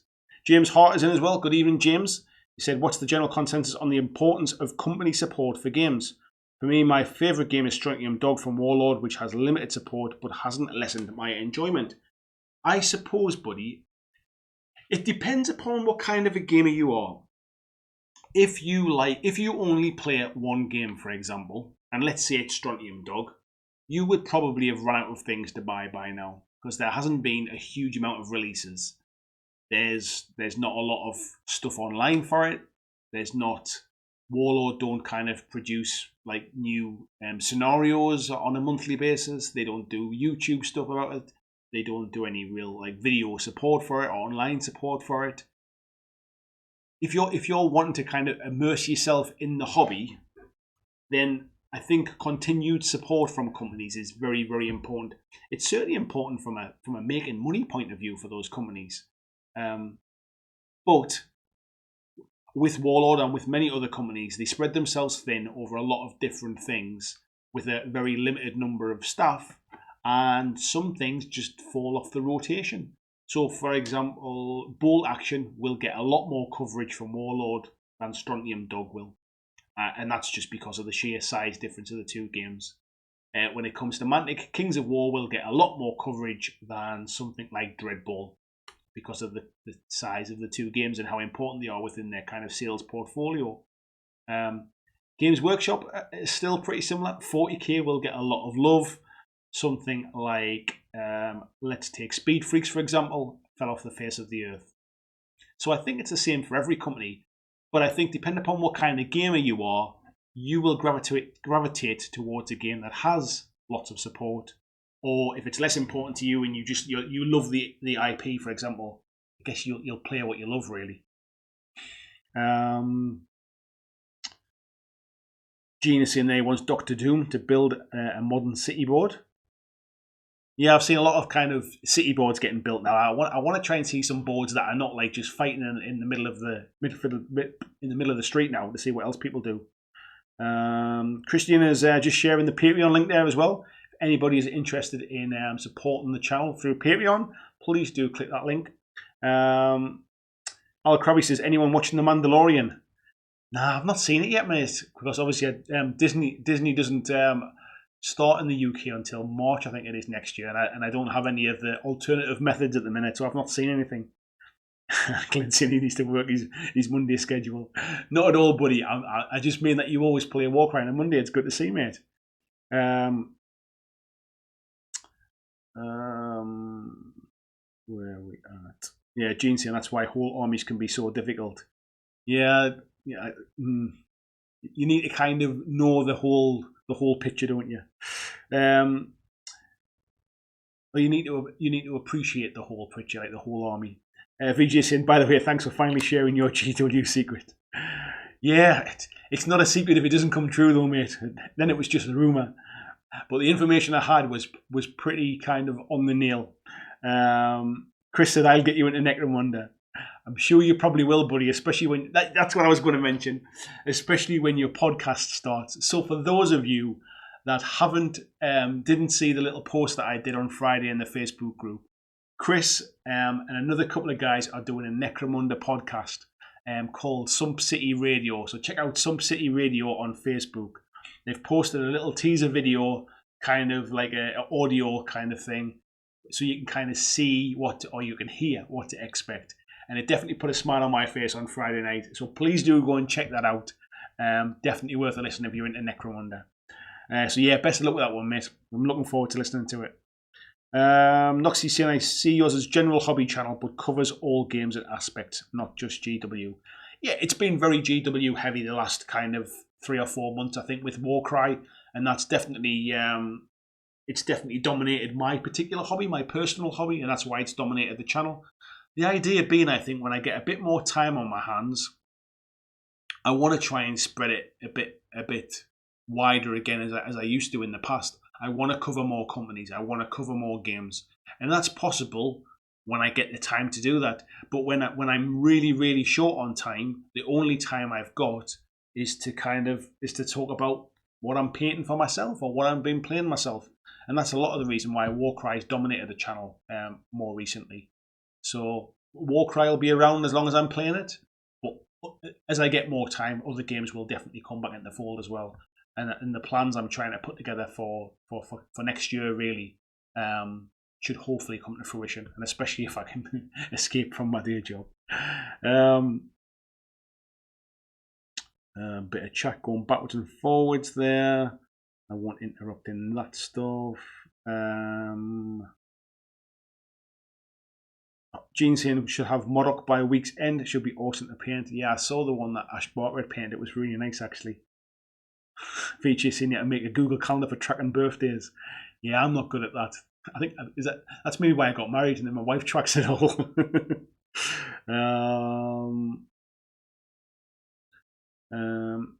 Where are we at? Everybody's having a chat between each other. VJ said Speed Freaks was really just a box to get the first 2 new Orc buggies out. Sad because it's not a bad game. Yeah, that's my point really. I mean, there's a lot of these stuff that gets released that's not bad games. I mean, Aeronautica doesn't really seem to get talked about too much now. And that seems to be a pretty decent game. I've watched a few games of that online, and I'd quite like to have a try of that one. What else is there as well? I mean, even Blood Bowl. You don't really hear a lot about Blood Bowl from GW, even though there's constant stuff comes out for it. They'll mention it when it's on the community site if there's a new team or something coming out, but we don't see a lot of kind of coverage about it. Gene saying, what about HBO's Watchmen? I highly recommend that. Yeah, I've not seen that yet either. I don't think if it's not on Netflix or not on Amazon Prime, then I probably haven't watched it. Where we're at, Flame Ramble says Warcry. Where we at? Tony Howell said, loved Some City trailer. I'm definitely keep my ear to the ground for that and have Kebab House on speed dial. Nice one. Clint said, slide them tokens my way, bud. Have you entered the competition, buddy? I can't remember if you've even entered yet. Yes. Tiberius is saying other companies aren't stupid. They let GW have August and September since that's when they tend to drop something.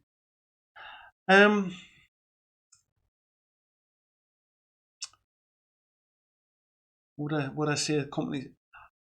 I mean, it's the same as anything, isn't it? It's like when it comes to kind of movie season, nobody's going to put like an independent movie up against the kind of Hollywood blockbuster in the summer, are they? So I guess it only makes good business sense. It doesn't mean that the companies should kind of walk away though from the games they do and not support them. That's the problem. Chris said Speed Freaks was up against Gaslands, which seemed to have a good following.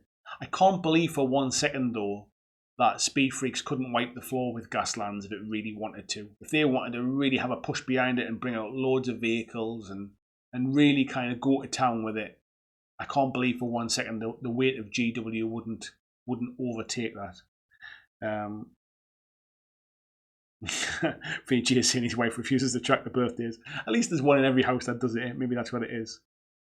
Tiberius says, so when you have a war game channel, those months will be GW in those months. Not necessarily for me. Not if it's a game I'm not interested in. That's what I would say. The stuff that's been on my channel have always just been the stuff I'm playing or the stuff I'm interested in. Like I haven't always covered GW stuff if it's not something I'm interested in. For example, I didn't do anything on 8th edition releasing. I didn't do anything when AOS 2.0 came out because they just weren't games I was playing really. So, where are we at? GW Gamer says our group plays lots of Blitzball, the one only available at Barnes and Noble. Yeah, VGA keeps telling me how good that is, but sadly it's not available over here. Starkey said GW should bring back Dark Future and tap into the Gaslands party. Speed Freaks just didn't seem right. It wouldn't surprise me if that comes back at some point, because I think Games Workshop seem to be in the business of bringing back stuff to cover gaps in the market where other people seem to be doing quite well. And I'm seeing this as kind of a pattern now, and it's no bad business thing. So as things like X-Wing had started to take over the competitive scene, in came Shadespire or Underworlds, and they were trying to create a competitive scene game, if you like, something on a smaller scale. As other companies, smaller scale skirmish games started to take a bit of a foothold, in came Kill Team, in came Warcry, back came Necromunda, that kind of stuff. So where we'd seen games like Frostgrave getting a following, games like Vanguard getting a following, games like even sort of all those kind of smaller scale stuff, as we saw board games really starting to kind of take off, and miniature board games, companies like Simon really kind of gripping a bit of that market, they started to come back in. We've just seen Old World coming back. They've seen that the rank and flank market is growing again. Kings of War is doing really well. Conquest has come into the market. We've got Song and Ice and Fire starting to come in. They seem to be trying to get a grip on the gaps in the market where they maybe don't have an offering. They didn't have kind of like an air combat game. They've obviously seen X-Wing still doing well. There's games like Blood Red Skies coming in. There's all these different types of options. They almost want to have an answer for every little thing in the market. And it's a good model to have, if you like. So it wouldn't surprise me if Gaslands continues to grow. It wouldn't surprise me if Dark Future came back. So yeah, that'll be interesting. Where are we at?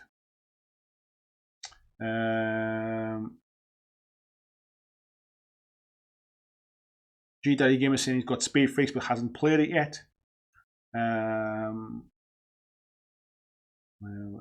One down. Flyman Mumble says Speed Freaks on the PlayStation was cool. I vaguely remember that. I vaguely remember it. Was that a bit like what was the other game where they had big trucks that used to blow up and stuff? I've got Armageddon in my head, but I don't know if it was that one. Was it Carmageddon? Maybe it was. Gene said Blood Bowl is a game that stands by itself. It doesn't need a lot of in-house support.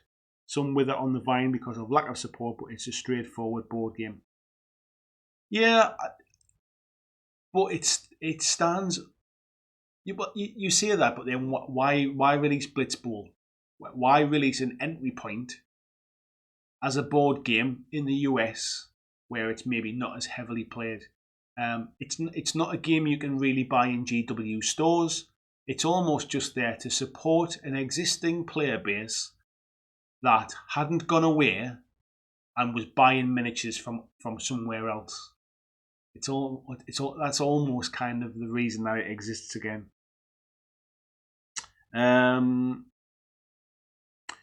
Skullman says GW have posted an apology post for the sisters selling out so fast. They're aiming to get more boxes out the stores for release day. Yeah, I read that, mate. I don't think they're aiming to get more boxes out. I think these boxes were already meant to go there. I think they were already going to send those few ones out. And they're saying that they might be some in independent stores, but I think deep down most independent stores have kind of sold out of them. It goes back to what I was saying before, though, about they've got absolutely maxed out in capacity. The new production lines are not online yet. They've got a distribution warehouse that they're going to be utilising soon. So it's not like they don't have any headroom to make more stuff. They don't have any warehousing facilities to store more stuff. They just can't get it out basically quick enough, really. So yeah, so everything I'd said in my kind of the truth about their limited releases from Games Workshop, it's all right. I mean, I didn't guess at it. It was based upon fact, and it was based upon information I had, plus the fact that I understand kind of manufacturing and that kind of stuff from my own career. So yeah, that they're obviously the demand is outstripping what they can physically make. Neil said, "Is this why Old Hammer's coming back?" I think so, mate. I mean, I know there's a big kind of like there's a big cry out there of like people keep asking for it to come back. But people keep asking for more time to come back, and maybe more time might come back if Old Hammer comes back. We don't really know what Old Hammer's going to be yet. I think there's suggestions that maybe the kind of saying it's going to come in 3 or 4 years' time might be a bit of a red herring. It might be closer than we think. But I can only suggest that they are seeing gaps in the market that they are not competing in. And I think that's the reason to bring this back.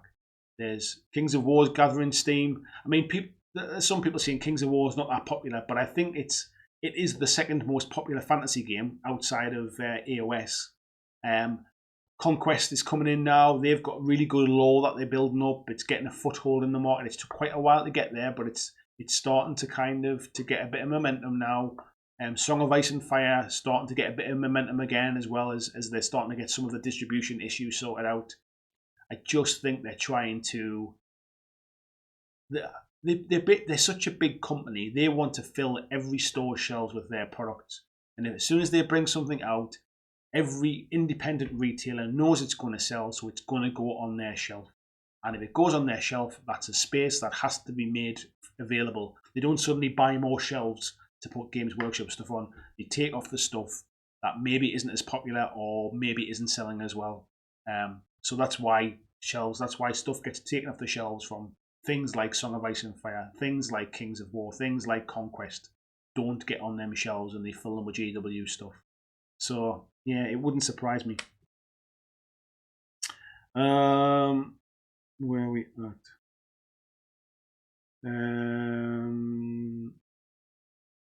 Fly Mammal says, I miss Blood Bowl, but to be honest, we end up playing more of it on the Xbox. Yeah, I think we talked about this last week, didn't we? It just became like, it's a bit of a slow game, really. Christian sharing the Amazon link there as well. Thank you very much, Christian. If anybody is doing any Christmas shopping this year through Amazon and they want to click through my Amazon link, the link is available on the bottom of all my videos in the description. You pay the same price. I get a small commission for kind of sending you shopping there. Scumwood is asking if you're getting paid for it.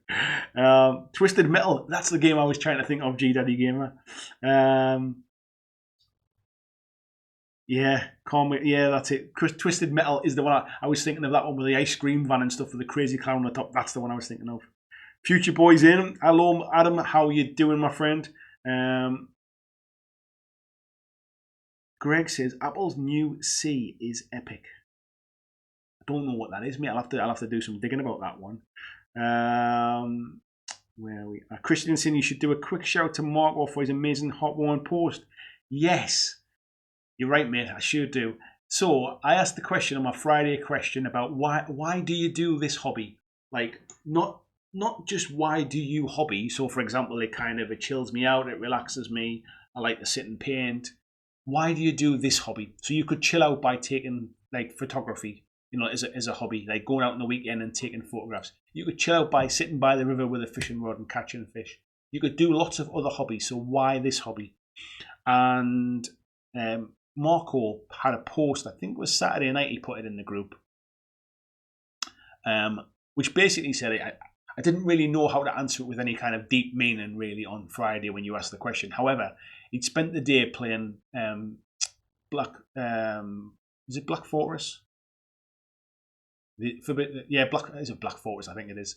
He'd been playing the game all weekend with his son. They'd got to the end, they'd opened that last envelope. His son was cheering. They'd had an awesome day. His son wanted to know if there was more to do, and Marco had been painting up one of the expansions ready for when they got to that point. And it was a nice surprise for his son, and his son knew what the model was because he'd read about it in his Warhammer Adventures book.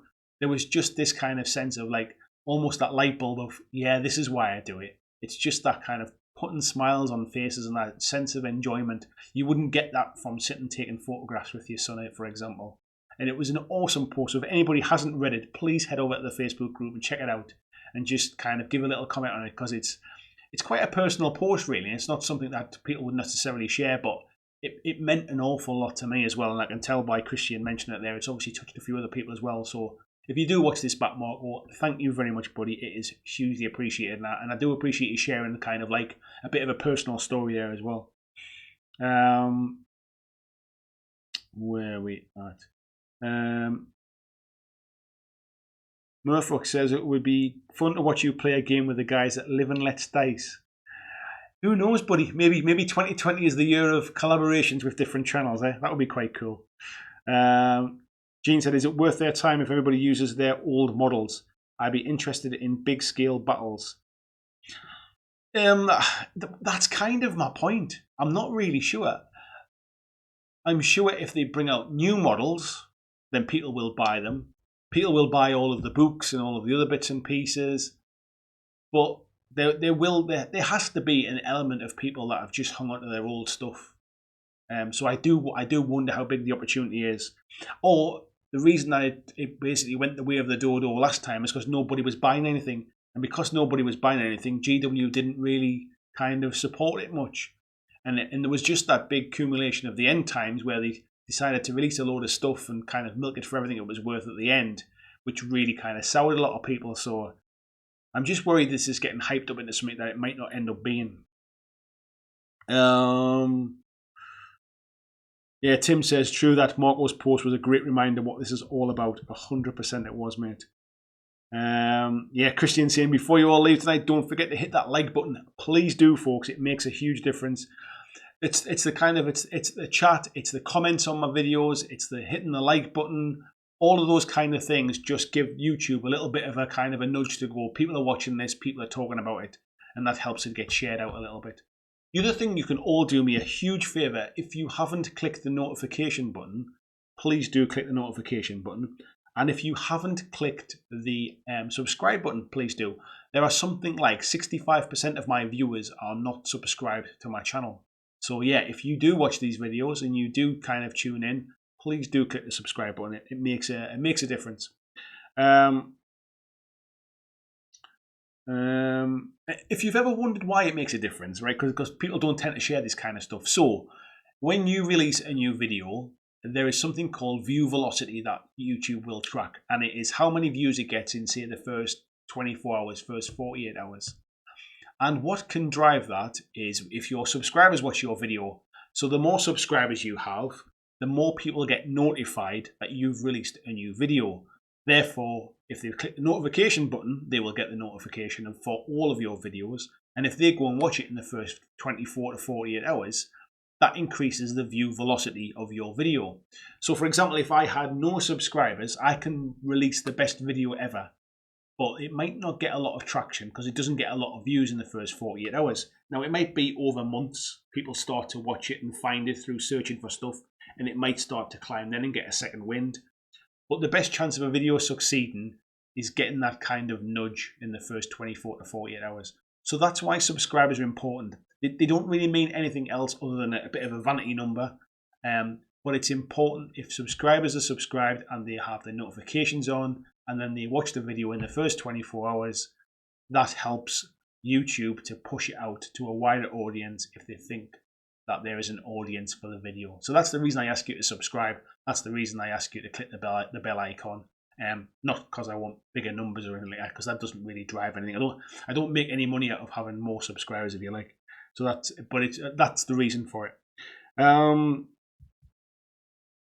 Blackstone Fortress. What did I call it? Did I call it Black Fortress or something? Yeah, Blackstone Fortress it was. Starty Cine like to see a new old world Warhammer Quest. I don't think we'll see that, buddy. Even if this comes back, I don't think we'll see that. Grey Cage is in. Good evening, Grey Cage. He's in Australia, so good morning. Said in Australia, Warhammer GW stores have separate stock allocations for stores where the pre-orders are done through the site, which is based on warehouse stock availability. So as an example, what they did, certainly in the UK for this one, they limited each independent store to a maximum of 100. So when it comes to the bigger stores, the Element Games, the Wayland Games, the Goblin Games, people like that, they were limited to a maximum of 100 Sisters of Battle. And most of them sold out straight away, without a shadow of a doubt.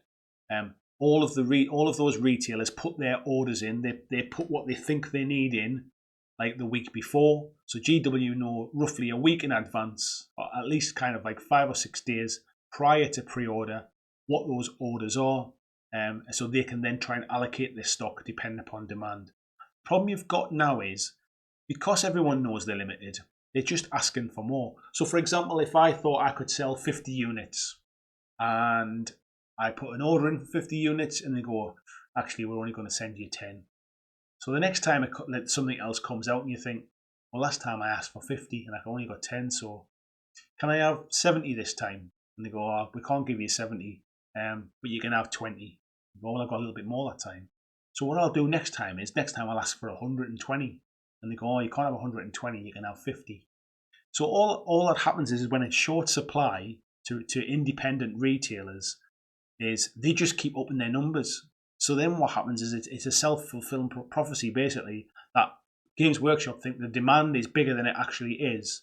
And they just keep shorting everybody. So even if they think, oh, we sold everything last time, let's put an extra 20% on top of that. But then everybody's pre-orders goes up by 200%. This is what happens when you get into a cycle of a short supply, basically, is your customers start asking you for twice as much because they know they're only going to get half of what they asked for. And that creates this kind of horrible spiral, and it's really hard to get out of that. At some point, they'll get out of it, and the way they'll get out of it is they'll send all of these stores all of the stock they ask for, and then these stores will end up sitting on 50, 60 copies of stuff they can't get rid of. So it will fall down at some point, but it'll only fall down when GW makes more than the market wants. And that's the point when we start to get the true demand. Where are we at?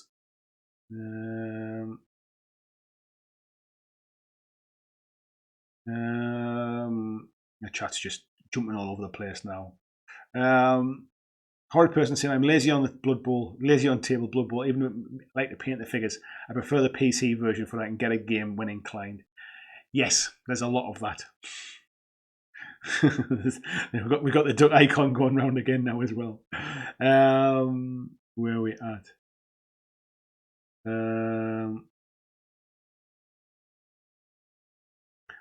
Greg Cherry says you should watch the trailer to see. Is this the new one on the Apple TV thing? Is it a new TV show? I'll have to have a look at that, mate. And Tiberius says that's what I did when I was doing the indie GW stand for the bike shop. Yeah, so you kind of know what I mean now, then, don't you? Because I experienced this recently in the company I work for. So I was sent on a project for 6 months to sort out our sales and operations, basically the entire business. So right from where customers place their orders, right the way through to where manufacturing kind of supplies customers, and it was essentially what the demand planning at the start versus sales expectations versus factory output versus kind of trying to achieve a customer service level, if you like. And our customer service level was 99%. So we should aim to deliver 99% of all orders correct first time.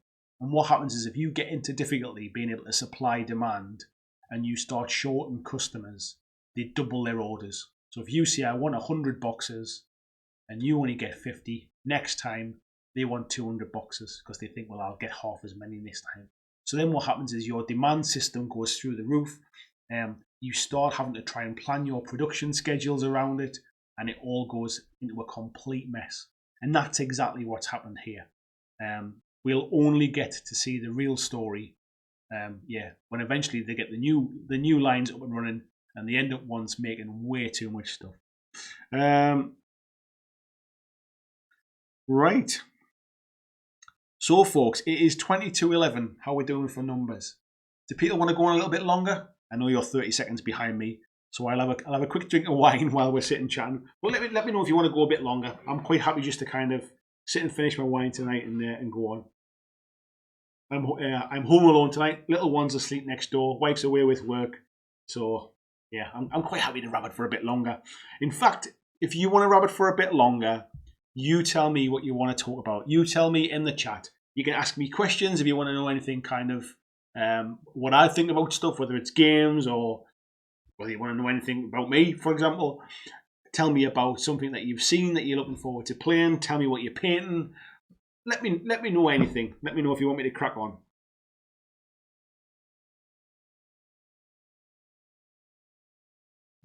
Flying Mammal is saying, You have to have a game of Warcry just to see who wins the laptop time. Yeah, if you're on the laptop, it's easier to chat in the comments, isn't it? It's quite difficult to chat in the comments when you're on mobile phone. Peter saying, I feel a little sick, but carry on, it's killer cure. I hope it doesn't kill you off then, mate, that's for sure. Scumwood says 4 will live stream. I still got half a bottle of wine left, mate. I did just mean the glass, but hey, who knows? Noxie saying, I'm good, still building, also having Jim Beam and Dr. Pepper. Ooh, Jim Beam and Dr. Pepper.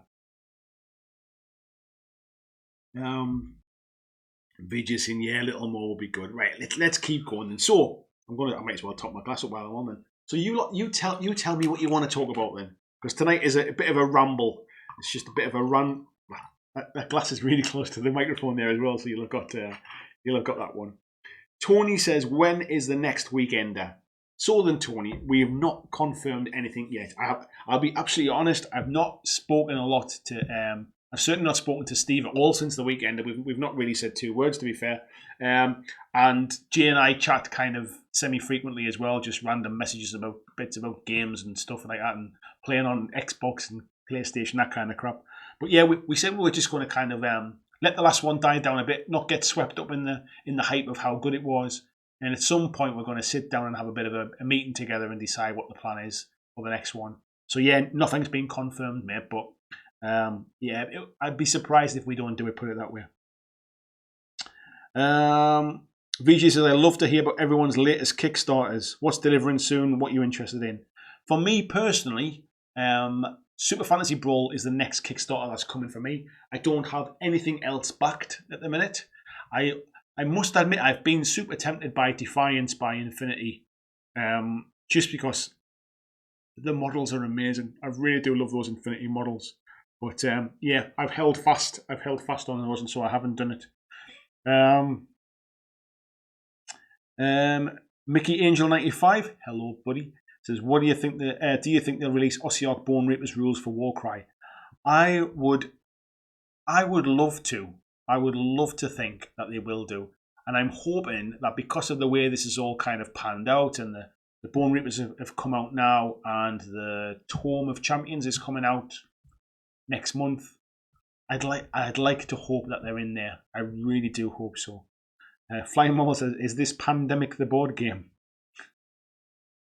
I don't know. I'm not even sure what we're talking about there. Paul says he's still got a glass left in his bottle, so carry on. Nice one. Mark said, I moved to Bracknell in a few weeks, so we'll have my own little games room soon. Can't wait for that. Has your moved back a little bit, mate? I thought you were moving more recently than that, but yeah, best. I hope it all goes well, mate. It's never fun moving the house at the best of times, but when it's so close to Christmas as well, I hope you get sorted and get settled in nice and quickly as well.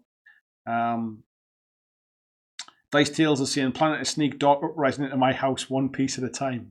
That might take some time, buddy. Adam says, I'm just here to see if I won the mug watch, wine glass watch. I'm not giving one away tonight, mate. I'm not giving a mug away tonight. We might do one birthday weekend next Monday. Birthday live. We might do one. Also, I'm not finished my washes yet. Continue. Flying Mumble says, Blackjack Legacy, a world without cheese. Have you been drinking as well, Ruth? Have I missed something? G Daddy Gamer says, I'm waiting for the AOS Battle Force box, going to start my Gloom Spike Gits. Very nice choice, my friend. James said it's afternoon in Texas and I'm painting Core Space, so carry on. Very nice. Core Space is a good game. I need to get back and play that more often. Steve said, which Abyssals don't you like? I'm not keen on the Molochs, mate. Is that what they call them? Big kind of chunky resin things. I'm not overly keen on them. I don't mind the lower Abyssals, but they're the kind of the sort of the meat and bones of your army, isn't it? There's just so many of them to paint, and they're all very, very similar. The gargoyles are nice enough. I don't mind those ones. What else is there? And I don't mind the champions. I think it's mainly there's so many lower abyssals to do. I'm not keen on the Molochs. I just it's very red. Everything is very red, and it's quite monotonous to paint. I think that's the problem. So yeah, it was fine when I painted them up for Vanguard because there wasn't so many of them. So I felt I could go in and give them a little bit of extra love, but put some more highlights and stuff onto them. But yeah, I'm struggling. I tried to paint some of my ogres last night, and again, I painted like a couple of boomers, and it was like, oh, I'm not sure. So I went onto the website and started looking through the different armies and stuff to try and see if there was something else that would kind of tickle my fancy. So yeah, I need to rethink it, I think. Skullmunch says, do you still play much Keyforge? Cracked open some new packs the other day. New set is awesome. I do still play quite a bit, but I must admit I only play with the sets I've got from that original first wave, because I just play kind of with the kids or kind of with my wife kind of thing at home. So we don't play very often, we don't play that often. But when we do, I just play with what I've already got. So I've not invested any further than that, and I never got into kind of tournament play or anything like that. So yeah, it's more just a kind of like a card game to me now. But I still enjoy it. I still like it. I think I got something like about 8 packs of it. So we'll just kind of do random draws really. So I don't feel like I don't feel like we're having the same game over and over again, if you like. Christian said got a few miniatures to paint for the next month's D&D one shot. He's Goblin Monk, a Dwarf Barbarian, and a High Elf Paladin for his friends. So are you the painter from your group then, mate? Do your D&D group, are they painters? Are they into board games? Are they into miniatures games? Or are they purely just D&D players and you do all of the hard work painting for them? VJ says he's waiting on Age of Civilization, Pocket Landship, Terror from the Deep. Oh, that just jumped off the top of my screen. Terror from the Deep, where's it gone? Oh, I've lost it now. There it is. And a few other things. Yeah, you like your Kickstarters, VJ, don't you? You've got a few things going. Casper, Oak and Iron, got big support waiting. Nice one, man. Gone in hard for that one, eh? VJ says the new Goblin Teeth game looks fun. I don't know much about that, mate. I'll have to do some digging, find out more.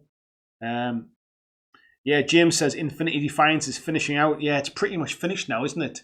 But I must admit, I've been kind of keeping a bit of an eye on it as the campaign's gone on. I think for their first ever Kickstarter, they've done a good job of kind of keeping video things updated, kind of sort of sharing a few bits and pieces as the progress has gone. I think it's been pretty good. BG says not really backing mini-based Kickstarters anymore. I have far too much to paint. I hear you on that, brother. I hear you on that one. Flying Marvel says no Kickstarters for her, but think Munch has got some. Can't remember. They take far too long. Or Birds and Badges, I am too late for that one. Christian will know. I think I've just seen somebody talking about that further down as well. VG says looking forward to Battle Systems 2. Steve's saying Birds and Badges, TT Combat Desert stuff, Titanfall stuff, and Bear Head Miniatures. Plenty on the go for you as well, mate. Mark says November 26th completion. That was it, mate. I knew it was coming up soon. Adam's saying I know it was a joke, mate. Sorry, mate. It's been one of them days. I'm finding it hard to read humour at the minute. Sorry. Daniel said he would love to see a Bone Reapers warband. Just leaving work. Need a drink and a painting session. Yeah, I'm pretty sure we'll see one as well, mate. I can't imagine they'll bring out them new armies in the realm of death and then not give them a shout.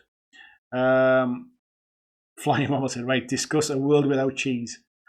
I like cheese, but could I live without it? What do I have cheese on now? I do like a cheese toasty, mind. And I am a big fan of, when it gets to Christmas, I seem to buy more cheese. You know, like for sitting in the cold winter nights. And I do like a bit of cheese with cranberry in. So could I live without it? I could live without it, but I'd miss it. There you go. There's my world without cheese.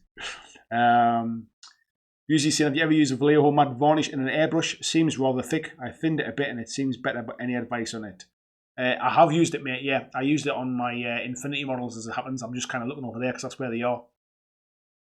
I think I did thin it down actually with a little bit of airbrush thinner and it seemed to be fine, mate. I think it just, you have to really clean your airbrush out afterwards. Don't leave it to hang around and kind of clog up because it gets really sticky inside.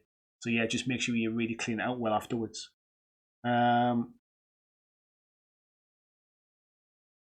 VJ is saying it should go to a birthday boy if you're giving it away next week. We'll see. Where we at? Ruth saying, let's talk about a mug giveaway. I think we should do a different mug design for 2020. What do you think? Is that a good shout? So that if you got a mug in 2019, that was 2019's mug. We'll do a 2020 mug for next year.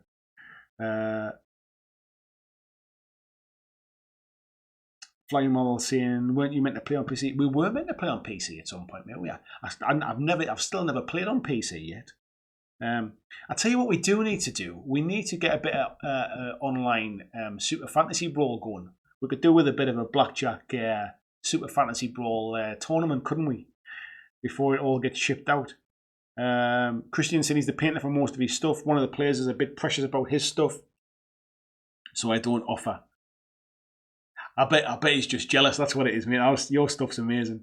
Skullmunch is saying Kickstarters for him is just Fantasy Brawl, Battle Systems, Terrain, Bloodborne. What he's done now was super tempted by Defiance, but too many minutes. That was me as well, mate. I knew I wouldn't get to play as often as I wanted to. I kind of learned my lesson, I think, from Hellboy and from Batman. And I've just got too much stuff that I know just doesn't see the table, sadly. Where are we at? Tiberius is saying thin Vallejo primer. Yeah, you do have to thin Vallejo primer because that's like, it goes like rubber, especially the grey stuff I've got. VJ has just made a cracking thing there. No cheese equals no pizza. Yeah, I didn't even give pizza a thought. Peter Nicholas says, "Are you looking a little blurry to me, or did you drink too much wine, or am I getting sicker?" You might need to check in the mirror, mate. Have a look in the mirror. If you're looking blurry, it's not me. Adam said, "I suppose I should get out of bed and go and find my new wife." I forgot about that, mate. I'm really sorry. Congratulations. Adam got married at the weekend. Huge congratulations to you and Mrs. Edgar. The photographs look fantastic, mate. It looks like you had an awesome day. Tim saying, honestly, Burrows and Badgers is superb. Don't let the name put you off. It's a cracking game with superb campaign player. End game is like an RPG. Tim, I think it's you that almost kind of sold me on Burrows and Badgers when I saw the stuff that you were painting before as well. The stuff Christian, was it you painting them as well? There's a couple of you I saw painting stuff, and it's always looked amazing stuff. Mark Beraclus saying, yeah, Super Fantasy Brawl online, yes. Let me have a look into it and see if we can kick something off maybe early January, VJ said he pulled out of his Super Fantasy Brawl pledge, but I would play some of the online version. Yeah, we good. I mean, it's free to do, so it'll be good to get a few people online, see if we can get some games going. Busey saying he just ordered an ultrasonic cleaner. It seemed interesting. I keep meaning to buy one for my airbrush, mate. I do keep meaning to buy one. Tony said he's backing Broken Toads, Dark Crystal. Oh, excuse me, I've got itchy knee. Dark Crystal and Labyrinth Resin Minis. Super Fantasy Brawl, pretty much all I'm waiting on. Some of them Broken Toad stuff, though, busts and that they do are really, really nice. Al saying, how are there only 6 likes on the video? Come on, guys, give it a thumbs up. I can't believe this. There's 45 people watching at the minute. We've had, let's see if I can see on the numbers. Sometimes you can see what we maxed out at 67 people tonight, and we've only got 6 thumbs up. You greedy beggars. Gene saying wants the Cat Duelist when it drops as well. Yeah, that'll be cool. Oh, excuse me while I have a drink. My throat's starting to dry out now. I'm not used to talking for 2 hours. Gene says, airbrush and maybe experiment with stripping models too. I've never stripped models in an ultrasonic cleaner, but I assume that's kind of what they use for as well. It was more for kind of for cleaning the awkward bits of an airbrush out that you don't really want to strip down too much. Al said, I'm a cheese lover. Can't get enough of this stuff. It's an addiction, really. The things we've changed, the things we've talked about tonight, it has been a proper ramble.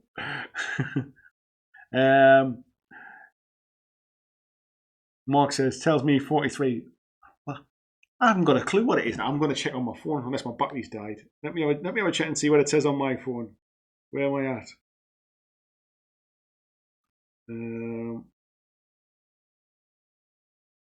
It says on mine we have 48 people watching. Whoa. And it says where are we at? It says we've got 46 likes. That's all right then. That's a bit better. Thank you very much. Where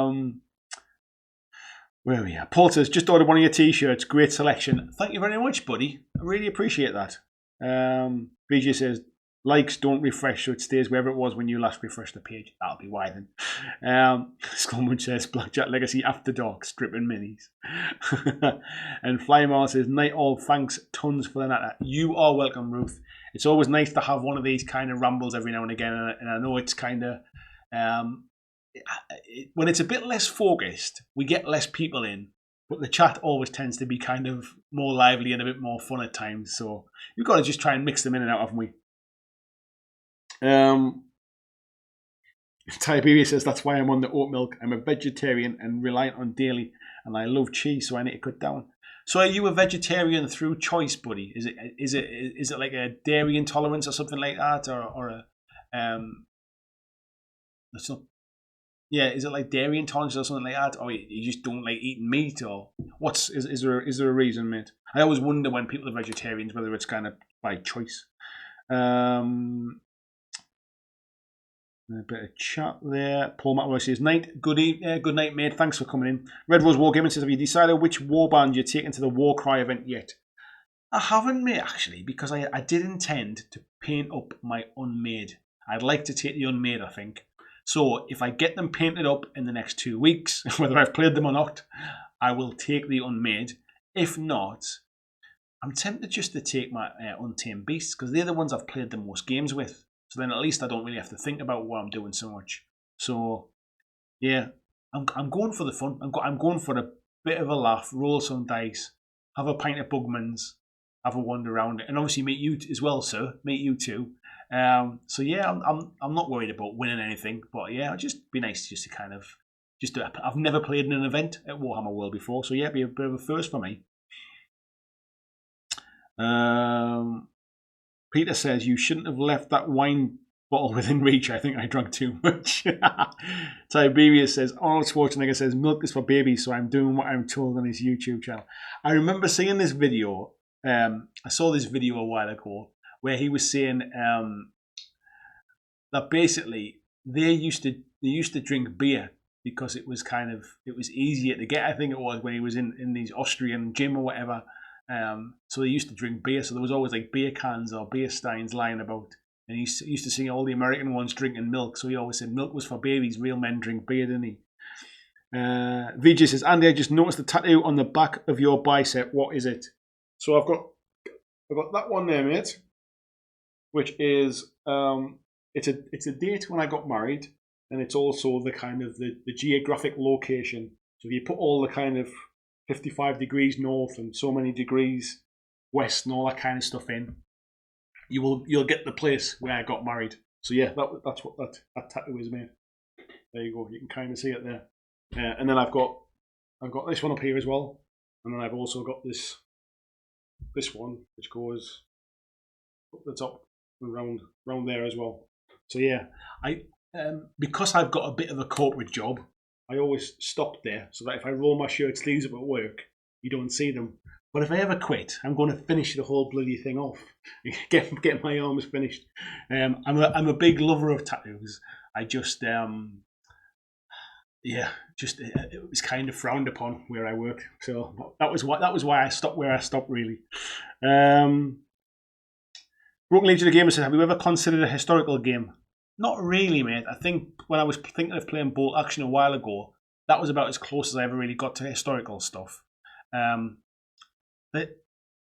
much more into kind of fantasy and sci-fi stuff rather than real world, like grounded. So I'd much rather play like a Marvel game or a Batman game or a Walking Dead game or AOS or Warcry or Kings of War, something like that. I'd rather play something which is kind of less grounded in reality, I think. Casper says, slowly becoming a flexitarian or whatever they call it. It's a stupid name. It's about an environment for me. Interesting, me. I don't think I've ever heard that phrase before. I considered trying to be vegetarian purely from a health reason. I eat quite a lot of red meat. I love red meat. I eat probably too much, and it can't be good for me to eat as much red meat as I do. So I had thought about trying vegetarian for a while, just to kind of see what it does to my health and stuff. Obviously, I ain't getting any younger, so who knows? But I do think I'll miss my steaks and stuff. That's for sure. Tony says, "Yeah, touch rock," and VJ says, "Nice one, interesting idea for design." It was just something I kind of thought of. I'll get a better picture of it and I'll put it in the Facebook group so you can see it. But the tattoo I've got here is obviously it's kind of like a what's it called again? Like kind of Maori inspired type thing, or like island inspired. But it's an individual tattoo. It was designed by me. I sat with the guy who did my tattoo, and we kind of talked about some different things. So all of the different symbols all mean something. So there's stuff in there that means family, and there's stuff in there that means kind of adversity and stuff. But so yeah, it's a personal tattoo of mine. Nobody else has the same tattoo. It was designed just for me. So at some point I will go back and kind of and complete it and finish it. But yeah. This is what happens when you try and kind of when you're trying to climb the corporate ladder when it's not really what you want to do. You make sort of sacrifices and you make exceptions and things that you really want to do, but you don't do it. I'm too old for that now.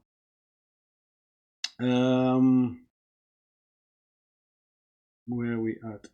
Skullman said, "I thought you were Dwayne the Rock Johnson there." Yeah, not quite. I've similar hairstyle, mate. That's about as close as it gets.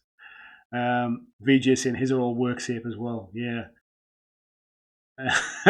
Gene says, "Get a Bam Bam Bigelow than your melon." G Daddy Games says, "You have a Murloc tattoo on his forearm." Very nice, mate. Red Rose says, "Have you ever played Pulp City? We were looking at a few games at the moment, seeing it as a relatively new owner.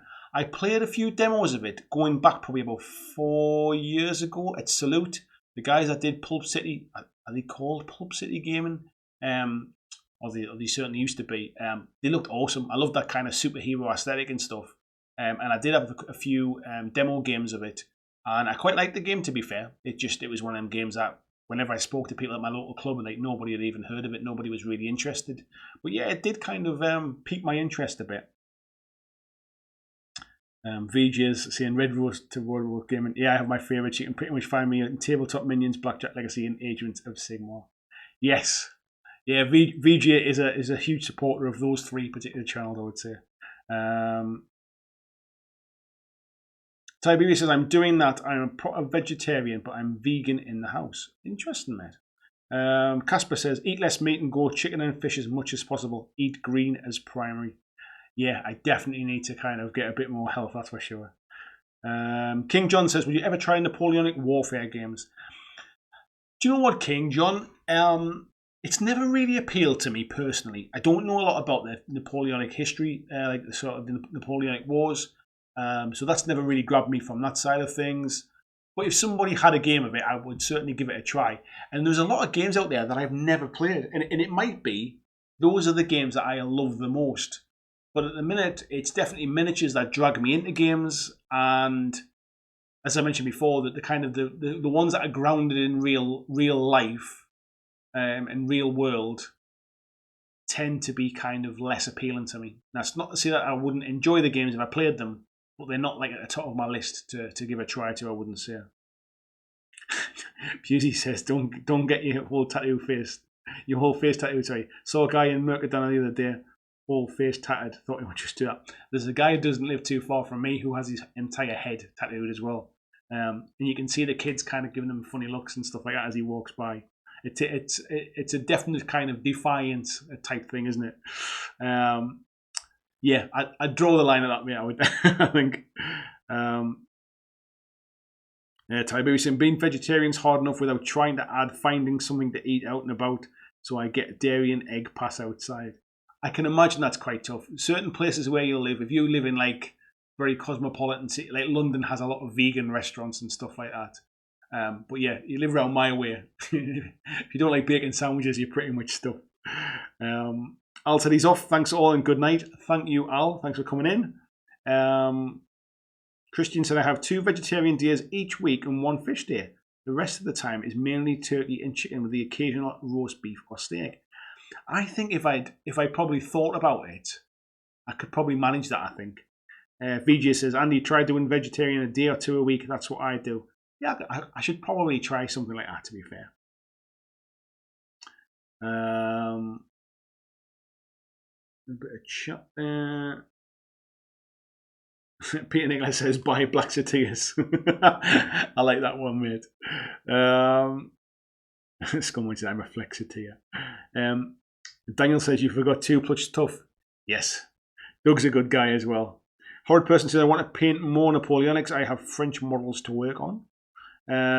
Tiberius said, he's a mental thing. I worked a Tesco butcher and a fish counter for 5 years while being vegetarian. Wow. I guess if it doesn't interest, if it, did you kind of crave it while you were doing it, or did you just not want to eat it? It would hurt me, I think. BJ saying 2 plus tough seems like a good bloke, but I'm not really into the low channels. Tiberius says, get a picture of yourself tattooed all over your body with 2 inch taller and with hair. I must try and dig out some younger pictures of me when I had hair, because I only shaved it off about probably only about 4 years ago. I only shaved my hair 4 years ago, because there is hair there.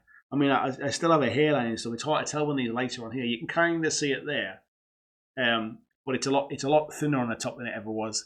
And it got to a point where it was kind of, it would be murder now. If I grew it back now with these lights, you would see the kind of light hit my head through my hair. So yeah, I got to a point. I was going on holiday. I was kind of toying with the idea of kind of shaving my head, and I was going on holiday with my wife, and I knew I was going to get a suntan while I was there. So I thought, if I'm going to do it, shave it off before I get a tan. That's for sure. So I did that, and then once it had gone, I could never find the kind of, I didn't want to grow it back, because you go through that kind of horrible fluffy stage where it's not shaved and it's not long enough to call a haircut. So then it just had to stay off at that point. I never did kind of grow it back to see what it was like, so kind of stuck with it now. Paul said, I'll find 3 live streams about the limit to keep up with here. Tabletop Minions and Wargamer Girl and the odd random 4 stream, but it gets time consuming. I can imagine, mate, whether it's when it's like 2 or 3 a night. 2 or 3 a week. It can kind of take up your entire week. Daniel's talking about Doug's bat rep for Warcry. It was awesome, mate. It was really, really cool. I enjoyed that. And it made me think slightly differently about bat reps, because I'm not a big fan of bat reps. King John says, I'm studying Napoleonic tactics to help me play Kings of War. Very interesting. Very interesting. I've never played a rank and flank game before, and I mentioned earlier on I'm having my first demo of Kings of War on Thursday, so I have no kind of Warhammer Fantasy Battle knowledge to understand rank and flank stuff and how it's very different. So I'm quite looking forward to giving it a go, just to see how different it is. Timothy Alcon's in as well. Good evening, Timothy. He says you're still enjoying Warcry. I am, buddy. I am still enjoying Warcry. You can see that side all my Warcry stuff there behind me. I've finished all my terrain sets now. I played a couple of games, not last week, the week before, and I'm off to the Games Workshop tournament in December as well at Warhammer World. So yeah, I'm still playing quite a bit, mate. Looking forward to. It's nice that we've had a bit of a gap in the release schedule. It's given me a chance to catch up with a few bits and pieces and just actually enjoy the game and just absorb it all before the new book comes out in December. So yeah, I'm still enjoying it, buddy. If you haven't seen my last video, I'm giving away some Warcry tokens, so please do watch that video and comment. My next video this week, I'll be doing some painting, but it'll be Ossiarch Bone Reapers. So not quite Warcry, but could be used as counters, I suppose. Steve saying, who needs hair? Exactly, mate. What's the point there? What does it do? Busey saying, my dad used to have a butcher shop, so it's been meat every day of my life when I'm growing up. It's now hard to have a meal without meat. When I was a kid, my dad's sister, she was married to a Chinese guy, and they owned a few Chinese restaurants in the northeast. So we grew up with a lot of Chinese meals when I was younger, free takeaways. So yeah, I kind of got to a point where I was absolutely sick of seeing Chinese takeaway food. Gene says, do they address tight pike spear formations versus cavalry in Kings of War? They do, mate. They have a phalanx formation, and it gives you.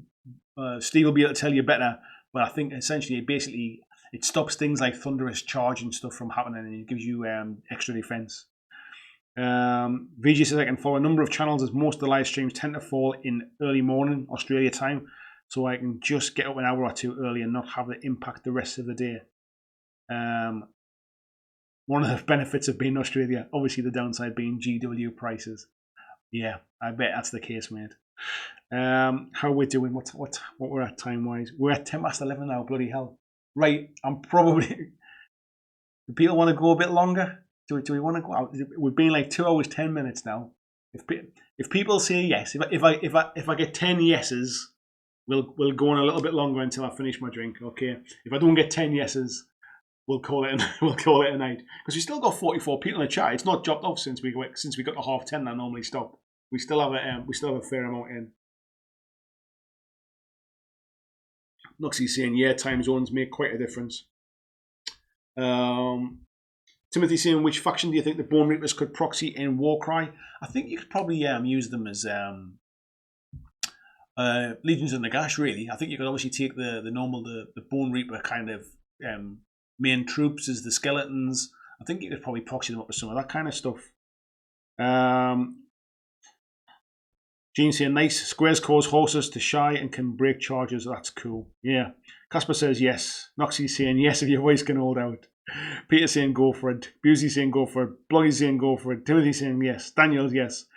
I think everybody. Joel Wrigley was hiding in the chat there as well. Another lurker. Nice one, buddy. Steve says cavalry loses thunderous charges to the front against spear and pike plus -1 to hit. Look at that, I've not even played yet and I got a rough idea of the rules. Chris is saying yes, Mark's saying yes. I can't believe so many people want to stay up so late and listening to my rambling crap about lack of hair and tattoos. I don't even think we've talked about gaming that much tonight, have we? So yeah, why not? Let's crack on a little bit more than anyway. So then James is saying in Texas it's just past 5, so Sean says maybe. Fair enough. I've got to get up early in the morning anyway because I've got to take the little one to nursery before work. But yeah, that makes no difference, does it? That's just what it is. Make the most of it. That's all I say. So then, folks, Starkest Man Cave says, time's flown naked, mate. I've got to go. He's up at 4. Take care, mate. Take care to you too, buddy. Thanks very much for tuning in. Casper's going to the job late tomorrow, so he's got a bit more time as well. And VJ says, need to go hit the shower and get some work done. It's past. Right, no worries, mate. Gene saying it's 7 o'clock local time. Can relate on the hair. John saying it's afternoon in Texas as well. Busey saying you have to carry on until you can show us an empty bottle of wine. Chris says, what pit village are you from? My dad worked at Weymouth, mate. Weymouth Colliery.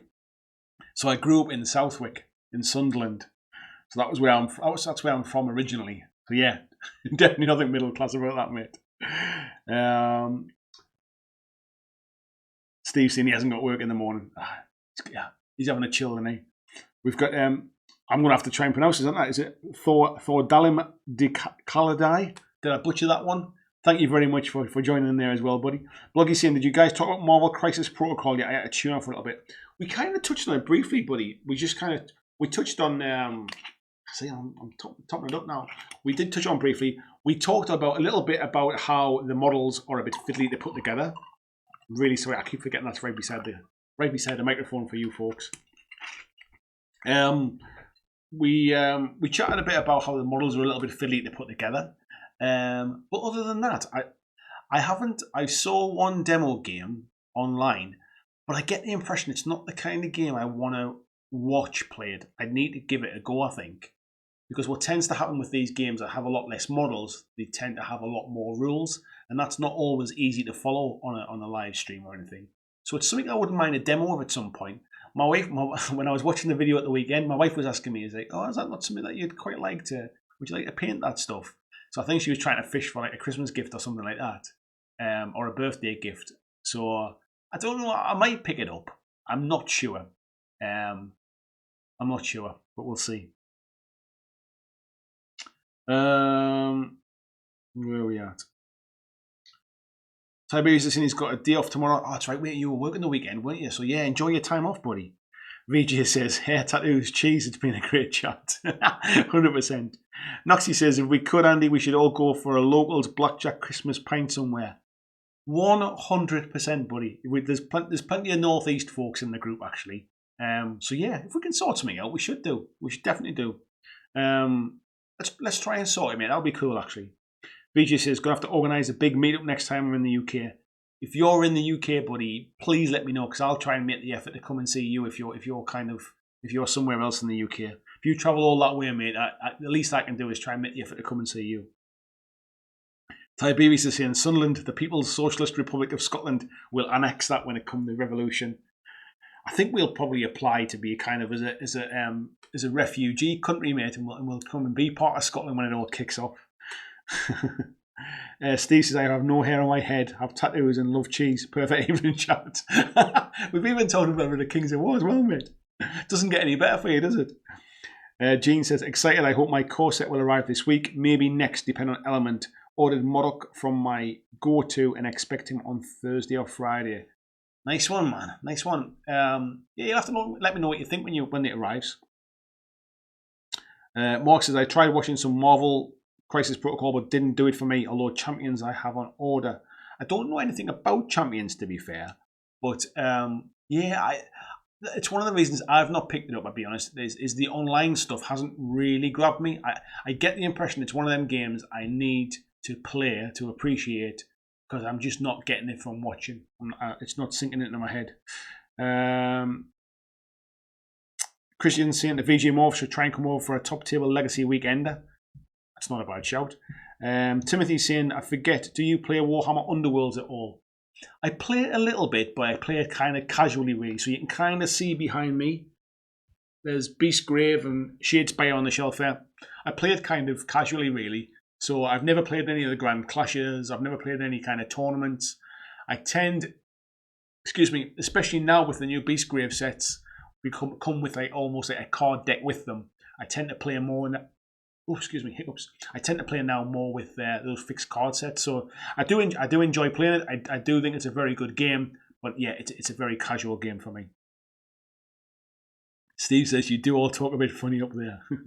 Steve, you are more than welcome to come and join us for a Christmas drink and hear lots of people talking a bit funny.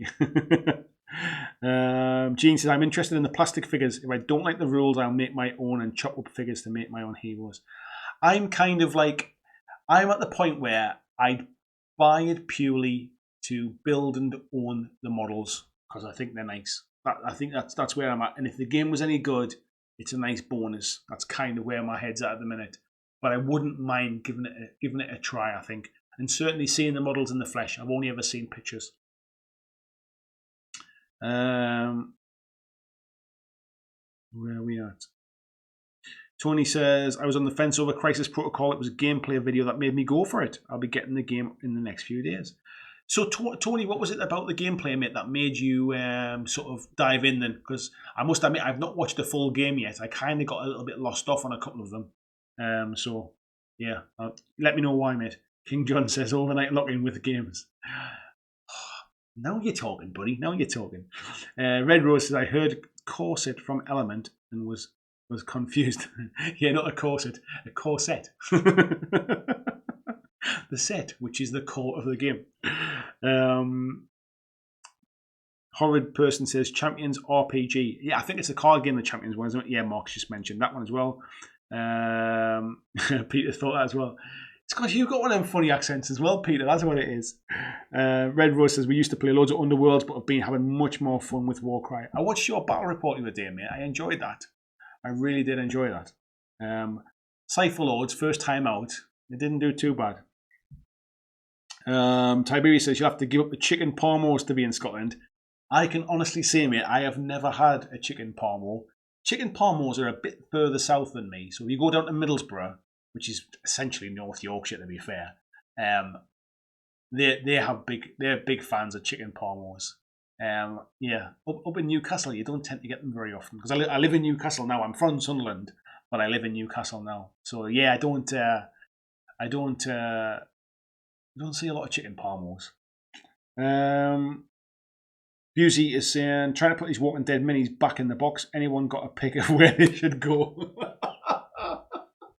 I have done that so many times, buddy. That's why I'm laughing. I've even got a picture of how my Warcry terrain goes back in the box over there because the core set will only go into my little drawer one way. So I've got a picture on my phone that I have to keep looking at. I should draw like a little kind of thing on the bottom of the box, but I keep forgetting to do it.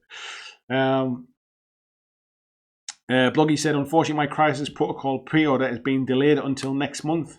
But for me, it's going to be worth the wait. So you're a bit of a Marvel fan, buddy, then? Where are we at? Usually see I'm shifting them about, like maybe this. Which set did you go, mate? Have you got the Kickstarter set with like the full train? Because I can send you a picture of that one. Or if you've got like the set which is the core the core set. I haven't got that one, mate. I've got the Kickstarter one. Noxie saying these Chaos extra troops are almost done. Decided to play them in the Kill Team campaign because I like to play them rather than what wins will be fun. I saw that you kind of didn't like playing against the Space Marines when they've got the two wounds. Yeah, it makes them pretty tough, doesn't it?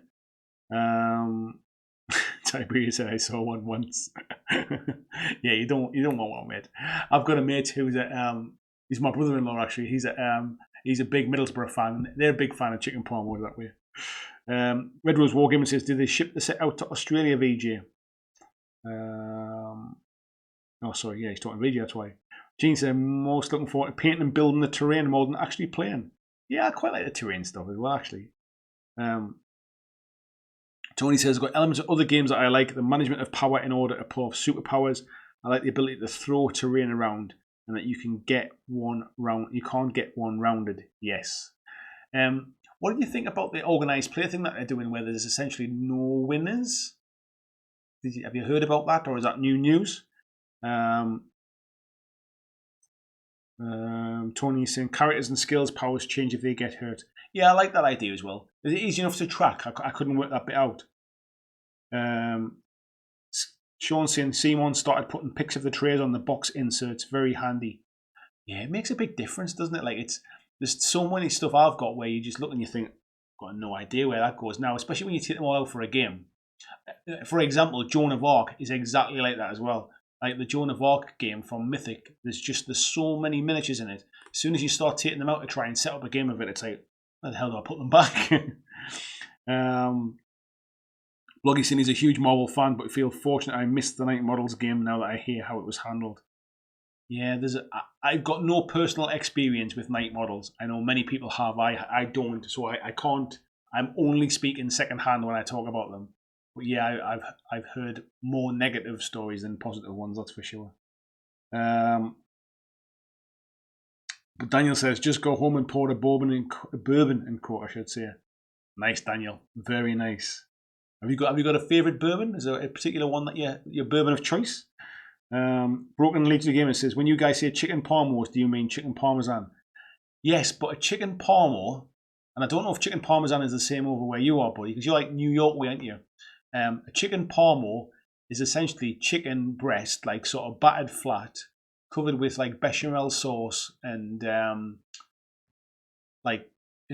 Parmesan cheese, and it's basically like kind of deep fried, and it's served with chips, like in a pizza box. It's a really weird kind of like takeaway food. Tony saying I'm Parmo curious. Never heard of them until recently. Don't even go there, mate. You'll save yourself a heart attack in a box. Pusey saying he's got the core set of All Out War. The models are not very fitting. You think you have one right, but you can't be sure. I know what you mean. Noxie saying if you've heard if you want Blitzball from Barnes and Noble, you can get it from Germany. I might try and check out Amazon then, mate, because if you can buy stuff from Amazon from Germany and they ship it across as if it was like the UK site, so I might have to check that one out. VJ is saying there, Andy needs Blitzball, Andy needs Blitzball. Tony saying the organised players news to me. You flip the character card when you get knocked down and your new stats all start there. Okay. There was something I'd read, buddy, which was about how organised player for like in-store stuff, it's not like tournaments, it's more kind of almost like a campaign type thing or something. I'm sure there will be competitive rules, but the initial organised player stuff I think it's a case where there's no winners. Everybody gets something for taking part, I think, or something like that. I think it's quite a positive thing, but it'll be interesting to see if it might kind of morphs into more competitive play. Easy saying next time it's going to number them underneath the bases. That's the way to do it, man. King John said, I'm still waiting for my Kings of War 3rd edition book to come in. Whereabouts are you, King John? I know we've chatted before, but I can't remember. I can't remember where you're based. Tiberius says book. Bloggy saying that sounds good. Now I'm hungry, but ours is slightly different. Daniel says time for dinner. Painting some more Ossiarch Bone Reapers. What are you painting, Daniel? Are you painting the what's it called? Feast of Bones set, or have you been buying some stuff since it was released? Like since the army was released, are you painting something up? Have you got a colour scheme planned yet? Gene saying, yuck, not a fan of English cuisine. I don't even think it's English cuisine, mate. I don't even know where the hell it come from. Stuck in Heathrow once and ate foul fried toast. And Mark saying, hungry now, almost time for a midnight snack. Tony saying he's from, I forgot you're from Borough, mate. He said, Palmos are awesome. Living in Leeds, I make my own as they try around here, but they're cack. I forgot you were a Borough lad. That's right, mate. Daniel says, are we going to get a mildly intoxicated Blackjack Legacy holiday special episode? We could do one of those. We could do an episode where every time I get a donation, I take a shot. That could be disastrous, couldn't it? The Christmas special on a bottle of whiskey. That might be dangerous. And VJ says, only if we can celebrate Life Day. Tony says, sounds interesting, more of an event than a tournament. Yeah, it's something like that, mate. It's something to do with it being more just to get people included. I think it's to try and keep power gaming out of it when the game's getting a foothold, basically. So you don't get these people start up, get their backside handed to them first couple of games and then never come back and don't play again. I think they've obviously learned quite a lot from a lot of the FFG stuff. Timothy says, how many points of Bone Reapers do you have? Any plans for expanding? So, I've counted them up and there was something, what did I have? I've got the Feast of Bones set. I'm trying to remember now. There's something like about 700 points in there or something. And I've just signed up for a slow grow AOS campaign with my local gaming group. They're going to be doing like one a month where it's... In fact, I'll see if I can... I don't know if my battery's going to hold out or not, but I'll see if I can find the post and I'll tell you exactly what the plan is for it. Because it's quite interesting how they're doing it. So, here we go if my battery holds out. So the way the plan is, doing a slow grow campaign, the aim is to have a fully painted army at 2,000 points by the end of May, and then in early June there's going to be a tournament. So the deadlines are on the 9th of January 2020, have 500 points painted, and then we'll have a doubles game where the army must have one hero and one battle line. On the 6th of February, there's then 750 points painted, and we've got what's called Fast and Furious event, which is a 3-game mini tournament. So 3 games at 750 points. On the 5th of March, there you have 1,000 points painted, and then there's doubles games. Each army must have 1 hero and 2 battle line. And then on in April, the 2nd, there's a 1,500 points game. On the 30th of April, there's a 1,750 points solo game, and then on the 20th of May, there's 2,000 points solo game. And I took part in this when I first got into AOS, and I managed to paint up my Beastclaw Raiders army to 2,000 points. So I've got a bit of a head start with the Bone Reapers. I've really enjoyed painting them. I've got a paint scheme that I don't think I'll get bored of kind of painting. I really like the model range. So yeah, I'll paint them up and I'll dive in with that, mate. So yeah, definitely got plans. Yeah, King John's in Amarillo, Texas. Now I remember, buddy. So you haven't managed to get your Kings of War 3 book out. Is it? Have you ordered it and it's just a bit stuck in the post, mate? Is that the case? VJ says shots on donations. This is going to get fun. Yeah, somebody else has just said it costs you more in booze than you raise. It's probably the case. I'll have to have a minimum donation. We could maybe do it for a charity one or something like that, I suppose. Where are we at? Daniel says true. Victoria Bay, tinnies all around. I don't mind a bit of Black Swan stuff. Skullmunch says, right off peeps, top bands, speak you all soon. Hashtag top bands mate. Catch you later. Mark saying good night to Skullmunch there as well. And Timothy Alcon says, very cool. Sounds like a fun, amazing event. Yeah, the guy that's run the kind of the club and the stuff like that. There's one guy, there's the kind of the main runner of the club guy called James. But there's a lot of guys kind of help out and run events and run kind of slow go campaigns and ladder campaigns and stuff. They really are a good bunch of guys. They are very much tournament and heavy kind of competition weighted, but they're a nice set of guys, and they're definitely kind of encouraging and stuff. So if it gets me to a 2,000 point army, a little bit of motivation, then why the hell not? So we are now at 11:30. We've been doing this for 2.5 hours now, so I am going to call it a night now. I just want to say thanks a huge bunch to everybody. Massive thanks to Christian for manning the spanner tonight and getting all those links out there. Much appreciated, buddy. Thank you very much. Thanks to everybody that's been in the chat tonight. Daniel's just saying he's on Bullet Rye on the Rocks and Jack Daniels and Coke. Nice. Where was I up to? Yeah, I was just saying good night, wasn't I? So yeah, this week we will have the Bone Reapers painting tutorial up, and then next Monday is my birthday, so we will have the Monday night live stream, the birthday special. We'll also be drawing the winner for the Warcry tokens. So if you haven't seen that video, please do dive in and see that one. And also, what was the other thing I was going to say? Yeah, if you haven't subscribed, please subscribe. If you haven't clicked the bell icon, please do click the bell icon. And I will see you all next week on a birthday Monday night live stream. Thanks very much for watching.